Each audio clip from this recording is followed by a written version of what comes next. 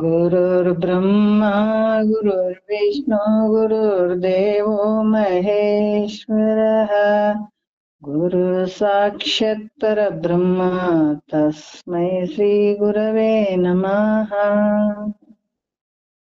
ಶ್ರೀ ಜಗದ್ಗುರು ಸಿದ್ಧಾರೂಢರ ಪಾದಕಮಲಗಳಿಗೂ, ಶ್ರೋತ್ರಿಯ ಬ್ರಹ್ಮನಿಷ್ಠ ಸದ್ಗುರು ಬಸವಾನಂದರ ಪಾದಕಮಲಗಳಿಗೂ, ಅವರ ಪ್ರತಿರೂಪದಂತಹ ನಿಜಗುಣಪ್ಪನವರ ಪಾದಕಮಲಗಳಿಗೂ ನನ್ನ ದೀರ್ಘದಂಡ ಪ್ರಣಾಮಗಳನ್ನ ಸಲ್ಲಿಸುತ್ತಾ, ಎಲ್ಲ ಮಹಾತ್ಮರ ಪಾದಕಮಲಗಳಿಗೂ ನನ್ನ ದೀರ್ಘದಂಡ ಪ್ರಣಾಮಗಳನ್ನ ಸಲ್ಲಿಸುತ್ತಾ, ಮನದಲ್ಲಿ ಸ್ಮರಿಸಿಕೊಳ್ಳುತ್ತಾ, ತಮ್ಮೆಲ್ಲರಿಗೂ ವಂದಿಸುತ್ತಾ, ಇವತ್ತಿನ ನಿಜಗುಣರು ರಚಿಸಿದಂತಹ ಕೈವಲ್ಯ ಪದ್ಧತಿ ಒಳಗ ಜ್ಞಾನ ಪ್ರತಿಪಾದನಾ ಸ್ಥಳ ನಾವು ನೋಡ್ತಾ ಇದ್ದೀವಿ. ಬಹಳಷ್ಟು ವಿಚಾರಗಳನ್ನ ಹೇಳ್ತಾ ಇದ್ದಾರೆ ಮಹಾತ್ಮರು. ಯಾಕಂತಂದ್ರ ಹಿಂದಿನ ಒಂದು ವಿಚಾರದಲ್ಲಿ ಕೂಡ ಹಲವಾರು ವಿಚಾರಗಳನ್ನ ಅವರು ಹೇಳ್ತಾ ಇದ್ರು. ಯಾಕಂದ್ರ ಪಂಚಾವಸ್ಥೆಗಳ ಬಗ್ಗೆ ಹೇಳಿದ್ರು. ಹಿಂದಿನ ಒಂದು 19ನೆಯ ಪದ್ಯದಲ್ಲಿ ಪಂಚಾವಸ್ಥೆಗಳ ಬಗ್ಗೆ ಹೇಳಿದ್ರು. ಜೀವನಿಗೆ ಯಾವ ಅವಸ್ಥೆಗಳಿಂದ ಬಂದ ಆಗ್ಯದ, ಯಾವುದನ್ನ ನಾವು ಬಿಟ್ಕೊಳ್ಬೇಕು, ಇಂಥ ಒಂದು ಆನಂದಕ್ಕ ನಾವು ಹೋಗ್ಬೇಕಾದಾಗ ಯಾವುದನ್ನ ನಾವು ಬಿಟ್ಕೊಳ್ಬೇಕು, ಯಾವ ನಮಗ ಆವರಣಗಳನ್ನು ಮಾಡಿದಾವ ಅನ್ನುವಂಥ ವಿಚಾರಗಳನ್ನ ಈ ಒಂದು 20ನೆಯ ಪದ್ಯದಲ್ಲಿ ಹೇಳ್ತಾರೆ. ಏನ್ ಹೇಳ್ತಾರ? ಸಪ್ತಾವಸ್ಥೆಗಳ ಬಗ್ಗೆ ಹೇಳ್ತಾರೆ ಇಲ್ಲಿ. ಮತ್ತೆ ಇಲ್ಲಿ ಯಾವ ರೀತಿ ಅಂದ್ರ ನಾವು ಈ ಒಂದು ಪದ್ಯವನ್ನ ನೋಡೋಣ. ಜೀವನಿಗೆ ಅವಸ್ಥೆಗಳು ಏಳವನು ಪರಿಭಾವಿಸಿ ನೋಡಿರೆ ಬಂದ ರಹಿತರಪ್ಪವರು ಅಂತ ಹೇಳ್ತಾರೆ. ಬಂದ ರಹಿತರು ಅಂದ್ರೆ ಏನು ಅಂದ್ರ ಈ ಜನನ ಮರಣ ಅನ್ನುವಂಥದ್ದು ಒಂದು ಬಂಧ. ರೊಟೀನ್ ತಿರುಗೋದು, ಹುಟ್ಟೋದು ಸಾಯೋದು, ಹುಟ್ಟೋದು ಸಾಯೋದು. ಅದಕ್ಕೆ ಈ ಜಗತ್ತಿನೊಳಗೆ ಪ್ರತಿಯೊಂದು ಜೀವಿಗಳನ್ನ ನೋಡ್ತೀವಿ ಅಂತಂದ್ರೆ ಯಾವಾಗೋ ಒಂದ್ ಜನ್ಮದಾಗ ನಾವು ಭೇಟಿ ಆದವ್ರೆ, ಎಲ್ಲೆಲ್ಲೋ ಸಿಕ್ಕವ್ರೆ. ಯಾಕಂದ್ರ ಪ್ರತಿಯೊಂದು ಹುಟ್ಟು ಸಾವು. ಯಾಕಂತಂದ್ರ ಪ್ರತಿಯೊಂದು ಜೀವಿಗಳು ಇಲ್ಲಿ ಹುಟ್ಟು ಸಾವು. ಈಗ ಇಂಥ ಒಂದು ಇದಕ್ಕ ಬಂಧನ ಅಂತ ಹೇಳ್ತಾರ, ಭವರೋಗ ಅಂತ ಹೇಳ್ತಾರ. ಅದಕ್ಕೆ ಈ ರೀತಿ ಬಂದ ರಹಿತರು ಅಂದ್ರ ಈ ಜನನ ಮರಣ ರೂಪವಾದಂತ ಬಂಧನದಿಂದ ಬಿಡುಗಡೆಯನ್ನ ಆಗ್ಬೇಕು ಅನ್ನೋರು. ಎಲ್ಲರಿಗೆ ಭಾವ ಬರ್ತಾನೆ ಅಂತಂದ್ರೆ ಎಲ್ಲರಿಗೂ ಬರಂಗಿಲ್ಲ ಸರ್, ಎಲ್ಲ ಒಬ್ರಿಬ್ರಿಗೆ. ಇಂಥ ಒಂದು ಜನನ ಮರಣ ಅದ ಬಂಧನದಿಂದ ಪಾರಾಗ್ಬೇಕನ್ನುವಂಥ ಒಂದು ಭಾವ ಬರೋದು ಎಲ್ಲೋ ಒಬ್ರಿಗಿಬ್ರಿಗೆ ಮಾತ್ರ. ಯಾಕಂತಂದ್ರೆ ಇದು ಜನ್ಮಾಂತರದ ಒಂದು ಪುಣ್ಯದ ಫಲ ಬೇಕಾಗ್ತದೆ ಇದಕ್ಕೆ. ಅದಕ್ಕ ಈ ಒಂದು ಯಾವಾಗ ವಿವೇಕ ಅವ್ರಿಗೆ ಜಾಗ್ರ ಆಯ್ತು ಅಂತಂದ್ರ, ಅದಕ್ಕೆ ಮೊದ್ಲ ಹೇಳಿದಾರ, ಈ ಜನನ ಮರಣ ಅನ್ನುವಂಥದ್ದು ಈ ಕಷ್ಟ ಸುಖ ಗೊತ್ತಾಗ್ಬೇಕು. ಕಷ್ಟ ಅಂದ್ರೆ ಏನಂತ ಗೊತ್ತಾಗ್ಬೇಕು, ಸುಖ ಅಂದ್ರೆ ಏನಂತ ಗೊತ್ತಾಗ್ಬೇಕು. ಕಷ್ಟದ ಬೆಲೆ ಗೊತ್ತಾದಾಗ ಸುಖದ ಬೆಲೆ ಗೊತ್ತಾಗ್ತದ. ಹಂಗಾಗಿ ಇಲ್ಲಿ ಹೇಳುವಂತ ವಿಚಾರ ಅಂದ್ರ ಈ ಜನನ ಮರಣ ಅನ್ನುವಂಥದ್ದು ಕಷ್ಟ ಆಗ್ಬೇಕು. ಎಷ್ಟು ಸಲ ಹುಟ್ಟೋದು, ಎಷ್ಟು ಸಲ ಸಾಯೋದು. ಈ ಸಂಸಾರ ಅಂದ್ರೆ ಏನು? ಏನಿಲ್ಲಪ್ಪ, ನಮ್ಮಲ್ಲಿ ಕೋಟಿಗಟ್ಲೆ ದುಡ್ಡು ಐತೆ, ಆರಾಮಾಗಿ ಇರ್ತೀವಿ ಅಂತಂದ್ರೆ ಒಂದು ಸಾವಿನ ಭಯ ಅಂತೂ ಐತೆ, ರೋಗದ ಭಯ ಐತೆ, ಸಾವಿನ ಭಯ ಐತೆ, ಮುಪ್ಪಿನ ಭಯ ಐತೆ, ಇಲ್ಲ ಅಂತೀರೇನ? ಇಂಥ ಒಂದು ಭಯ ಅಂತೂ ಇದ್ದೇ ಅದಲ್ಲ. ಅದಕ್ಕ ಈ ರೀತಿ ಇದ್ದಾಗ ಮಾಮೂಲಿ ಹೇಳ್ತಾರ, ಮಾಮೂಲಿ ಎಲ್ಲರಿಗೂ ಇರುವಂತ ದುಃಖಗಳು. ಅದಕ್ಕ ಇಲ್ಲಿ ಕೂಡ ಏನ್ ಹೇಳ್ತಾರ, ಪುನರಪಿ ಜನನಂ ಪುನರಪಿ ಮರಣಂ. ಈ ತರ ಇಷ್ಟು ಹುಟ್ಟೋದು ಯಾಕಂದ್ರೆ ಹಿಂದಿನ ಒಂದು ಜನ್ಮಾಂತರಲ್ಲಿ ಮಾಡಿದಂತ ಒಂದು ಪುಣ್ಯದ ಫಲದಿಂದ ಮನಸ್ಸಿನಲ್ಲಿ ಈ ಭಾವ ಹುಟ್ಟುತ್ತದ. ಸುಮ್ನೆ ಹುಟ್ಟಂಗಿಲ್ಲ. ಎಲ್ಲಾರು ಅದಾರ ಅಂತಂದ್ರ ಗುರುಗಳು ಕೂಡ ಆನಂದ ವಿಚಾರನ್ನೇ ಹೇಳ್ತಾರ. ಅವ್ರೇನ್ ಬ್ಯಾರೆ ಹೇಳಕತ್ತಾರೇನ? ನೀ ಲೌಕಿಕದಲ್ಲಿ ನೀನು ಎಂಥವನ್ನು ಸುಖವನ್ನ ಆನಂದವನ್ನ ಇರ್ಬೇಕಂತಾನೆ ಲೌಕಿಕದ ಎಲ್ಲ ವ್ಯವಹಾರಗಳನ್ನ ಮಾಡಾಕತ್ತಿದ್. ಉದ್ದೇಶ ಏನು? ಯಾರಾದ್ರೂ ಕಷ್ಟ ಬರ್ಲಿ ಅಂತ ಇವತ್ತು ವ್ಯವಹಾರ ಮಾಡ್ತೀವಿ ಅಂತಾರೇನ? ಎಲ್ರು ನಾಲ್ಕು ದುಡ್ಡು ಬರ್ತದ, ನಾವ್ ಆರಾಮಾಗಿರ್ತೀವ್ರಿ, ಸುಖವಾಗಿರ್ತೀವ್ರಿ ಅಂತ ಉದ್ದೇಶದಿಂದನೇ ಲೌಕಿಕದಾಗನು ಎಷ್ಟೋ ಜನ 99 ಯಾಕ 100% ಅದಕ್ಕ ಬಿದ್ದಿದ್ದಾರೆ. ಯಾಕಂದ್ರೆ ಸುಖನೇ ಪ್ರತಿಯೊಂದು ಜೀವಿಗೆ ಮನಸ್ಸಿನಲ್ಲಿ ಇರ್ಬೇಕಾದಂಥದ್ದು ಯಾವ್ದಾದ್ರೆ ಆನಂದವಾಗಿರ್ಬೇಕು, ಸುಖವಾಗಿರ್ಬೇಕು ಅನ್ನುವಂಥ. ಆದ್ರ ನಿಜವಾದ ಸುಖನೇ ಗೊತ್ತಿಲ್ಲಲ್ಲ. ನಿಜ ಸುಖ ಅಂತಂದ್ರೆ ಅದಕ್ಕೆ ಅತ್ಯಂತ ಪರಮಾನಂದದ ಸ್ಥಿತಿ ಆಗ್ಬೇಕಾದ್ರ ಅದು ಒಂದು ಸಲ ಆಯ್ತು ಅಂತಂದ್ರೆ ಅದು ನಿನ್ನಿಂದ ಬಿಟ್ಟು ಹೋಗ್ಲೇಬಾರ್ದು ಅಂತ ಆನಂದ ಇದು. ಅದು ಎಲ್ಲಿ ಐತೆ ಅಂದ್ರೆ ನಿನ್ನೊಳಗಡೆನೆ ಐತೆ. ಅದ್ರ ಆ ಲೌಕಿಕದ ಬಡದಾಡೋದು ಕೂಡ ಆನಂದ ಸಲುವಾಗಿ, ಸುಖದ ಸಲುವಾಗಿ. ಆದ್ರೆ ಮಹಾತ್ಮರು ಹೇಳದ್ದು ಕೂಡ ಸುಖದ ಒಂದು ಆನಂದದ ವಿಚಾರನೇ ಹೇಳ್ತಾರೆ. ಅದಕ್ಕೆ ನಿಜವಾದ ಆನಂದ ಯಾವುದಂತ ಇವ್ರು ಹೇಳ್ತಾರ. ನಾವು ಅಲ್ಲಿ ಬ್ರಹ್ಮ ಆನಂದವನ್ನ ಅದೇ ಸತ್ಯ ಅಂತ ಅಲ್ಲಿ ತಿಳ್ಕೊಂಡಿದೀವಿ ನಾವು. ಯಾವಾಗ ಗುರು ವಾಕ್ಯದಲ್ಲಿ ನಂಬಿಕೆ ಬಂತು ಅಥವಾ ಆನಂದದ ಬಗ್ಗೆ, ಆ ಸುಖವಾದ ವಿಚಾರ ಬಗ್ಗೆ ಹೇಳ್ತಾನ ಅನ್ನುವಂತ ವಿಚಾರ ಗೊತ್ತಾಗಿ ಯಾವಾಗ ಗುರುವಿನ ಪಾದಕ್ಕೆ ಶರಣಾಗತನಾಗ್ತಾನ, ಅದು ಜನ್ಮ ಜನ್ಮಾಂತರದ ಒಂದು ಪುಣ್ಯದ ಫಲದಿಂದ ಆ ಒಂದು ವಿವೇಕ ಜಾಗ್ರ ಆಗ್ಯದಂತ ತಿಳ್ಕೊಳ್ಬೇಕಾಗ್ತದೆ. ಯಾವ್ದು ಸತ್ಯದ ಯಾವ್ದು ಮಿಥ್ಯದ ಅನ್ನುವಂತ ವಿಚಾರ ಬರ್ತದ ಮನಸ್ಸಿನಲ್ಲಿ. ಬಂದಾಗ ಆತ ನೋಡ್ರಿ, ಅದಕ್ಕೆ ಜನನ ಮರಣ ರೂಪ ಸಂಸಾರ ದುಃಖದಿಂದ ಬಿಡುಗಡೆ ಹೊಂದಬೇಕು ಅನ್ನುವಂಥ ಜೀವಿಗಳು ಎಲ್ಲರೂ ಕಣ್ಣಿಗೆ ಕಾಣಿಸ್ತಾರಲ್ಲ, ಎಲ್ಲರೂ ಜೀವಿಗಳು ಇವರೆಲ್ಲ ಮನುಷ್ಯರೇನು ಅಂದ್ರ ಮಹಾತ್ಮರ ದೃಷ್ಟಿಲೆ ಎಲ್ರು ಮನುಷ್ಯರ ಅಲ್ಲ. ಯಾಕಂತಂದ್ರ ಈ ಹೇಳ್ತಾರಲ್ಲ, ಮನುಷ್ಯನ್ ಕಣ್ಣಿಗೆ ಕಾಣ್ತಾರ, ಆದ್ರೆ ಮಾಡುವಂತ ವ್ಯವಹಾರ ಎಲ್ಲ ಪಶು ಪಕ್ಷಿಗಳ ಒಂದು ವ್ಯವಹಾರ. ಕಣ್ಣಿಗೆ ನೋಡಕ ಮನುಷ್ಯರು, ಅದಕ್ಕೆ ಯಾವಾಗ ಮನುಷ್ಯರಾದ ಶ್ರೀ ಗುರು ವಚನೋಪದೇಶವನ್ನ ಆಲಿಸಿದಾಗಳ ಹೌದು ನರರಿಗೆ ಮುಕ್ತಿ. ಅವರೇ ಮನುಷ್ಯರಿಗೆ ಯಾರು ಗುರು ಮುಖಾಂತರವನ್ನು ಕೇಳ್ಬೇಕಪ್ಪ, ಇದರಿಂದ ಪಾರಾಗಬೇಕು, ಈ ಜನ್ಮ ಸಾರ್ಥಕ ಮಾಡ್ಕೋಬೇಕು ಅನ್ನುವಂತ ಭಾವ ಬಂದು ಗುರುವಿನ ಹತ್ರ ಕೂಡ್ತಾರೆ, ಈ ಭಾವದಲ್ಲಿ ಹೋಗ್ತಾರಲ್ಲ, ಅವ್ರಿಗೆ ಮನುಷ್ಯರಂತ ಹೇಳ್ಬೇಕಂತ ಹೇಳ್ತಾರ ಅವ್ರು. ಇಲ್ಲಾಂದ್ರೆ ಬೇರೆ ಬೇರೆ ಏನೇನೋ ತಿಳ್ಕೊಳ್ಬಹುದು.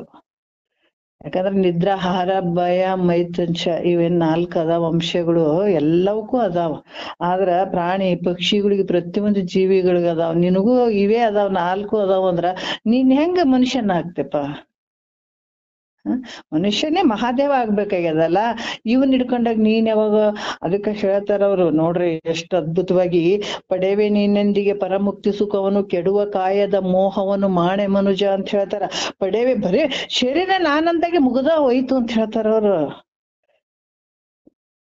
ಇಲ್ಲಿ ತಪ್ಪಿ ಬಿಟ್ಟಿವಿ ನಾವ್. ಇನ್ನು ಅದೇ 5 ಕೋಶಗಳದಾಗ ಅನ್ನಮಯ ಕೋಶದಲ್ಲೇ ಕುಂತು ಬಿಟ್ಟಿವಿ ನಾವ್. ಇದನ್ನ ನೋಡ್ಕೊಂತ, ಈ ಶರೀರವನ್ನ ನೋಡ್ಕೊಂತ, ಇದು ನಾನು ನಂದು ಅಂದಾಗ ಮುಂದಕ್ಕೆ ಯಾವಾಗ ಹೋಗತ್ತೆ? ನೀನು ದೊಡ್ಡದೈತಿ, ನಿನ್ ಒಳಗ್ ದೊಡ್ಡ ನಿಧಿನೇ ಅದದ, ಆದ್ರ ನಿನಗ್ ತಿಳಿಯವಲ್ದಲ್ಪ ಎಂತದಿದು. ಅದಕ್ಕೆ ಪಡೆವೆ ನೀನೆಂದಿಗೆ ಪರಮುಕ್ತಿ ಸುಖವನ್ನು, ಪರಮುಕ್ತಿ ಅಂತ ಶ್ರೇಷ್ಠವಾದಂತ ಮುಕ್ತಿ, ಶ್ರೇಷ್ಠವಾದಂತ ಆನಂದವನ್ನ ನೀ ಯಾವಾಗ ಪಡ್ಕೋತಿ? ಬರೀ ಶರೀರ ನಾನಂತ ಕೂತ್ಕೊಂಡಾಗ ನಿನಗೆ ಯಾವಾಗ ಸಿಗ್ತದ ಇಂಥ ಸುಖ? ಎಷ್ಟು ಅದ್ಭುತವಾಗಿ ಹೇಳ್ತಾರ ನೋಡ್ರಿ. ನಮ್ಗೆ ಇಲ್ಲೇ ತಪ್ಪಿವಿ ನಾವು.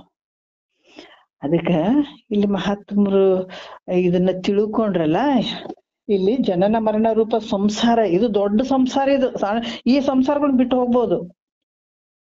ಹೆಂಡತಿ ಮಕ್ಕಳದಾರಪ್ಪ, ಈ ಸಂಸಾರ ಯಾವನಿಗೆ ಬೇಕಾಗಿದೆ, ಎಲ್ಲನೋ ಒಂದ್ ಕಡೆ ಹೋಗಿ ಕೂತ್ಕೊಂಡ್ರೆ ಬಾಳ ಚೆನ್ನ ಹೇಳ್ತಾರ. ಈಗ ಸನ್ಯಾಸಿಗಳು ಬಾಳ ಮಂದಿ ಅದಾರ ಅಂದ್ರೆ ಮನ್ಯಾಗ ಹೆಂಡತಿ ಮಕ್ಳ ಕಾಟಕ್ಕಾಗಿ ಹೋಗಿ ಕಾವಿ ಬಟ್ಟೆ ಹಾಕೊಂಡು ಅಲ್ಲಿ ಕುಂತವ್ರು ಬಾಳ ಜನ ಅದಾರ, ಇಲ್ಲ ಅಂತಿಲ್ಲ.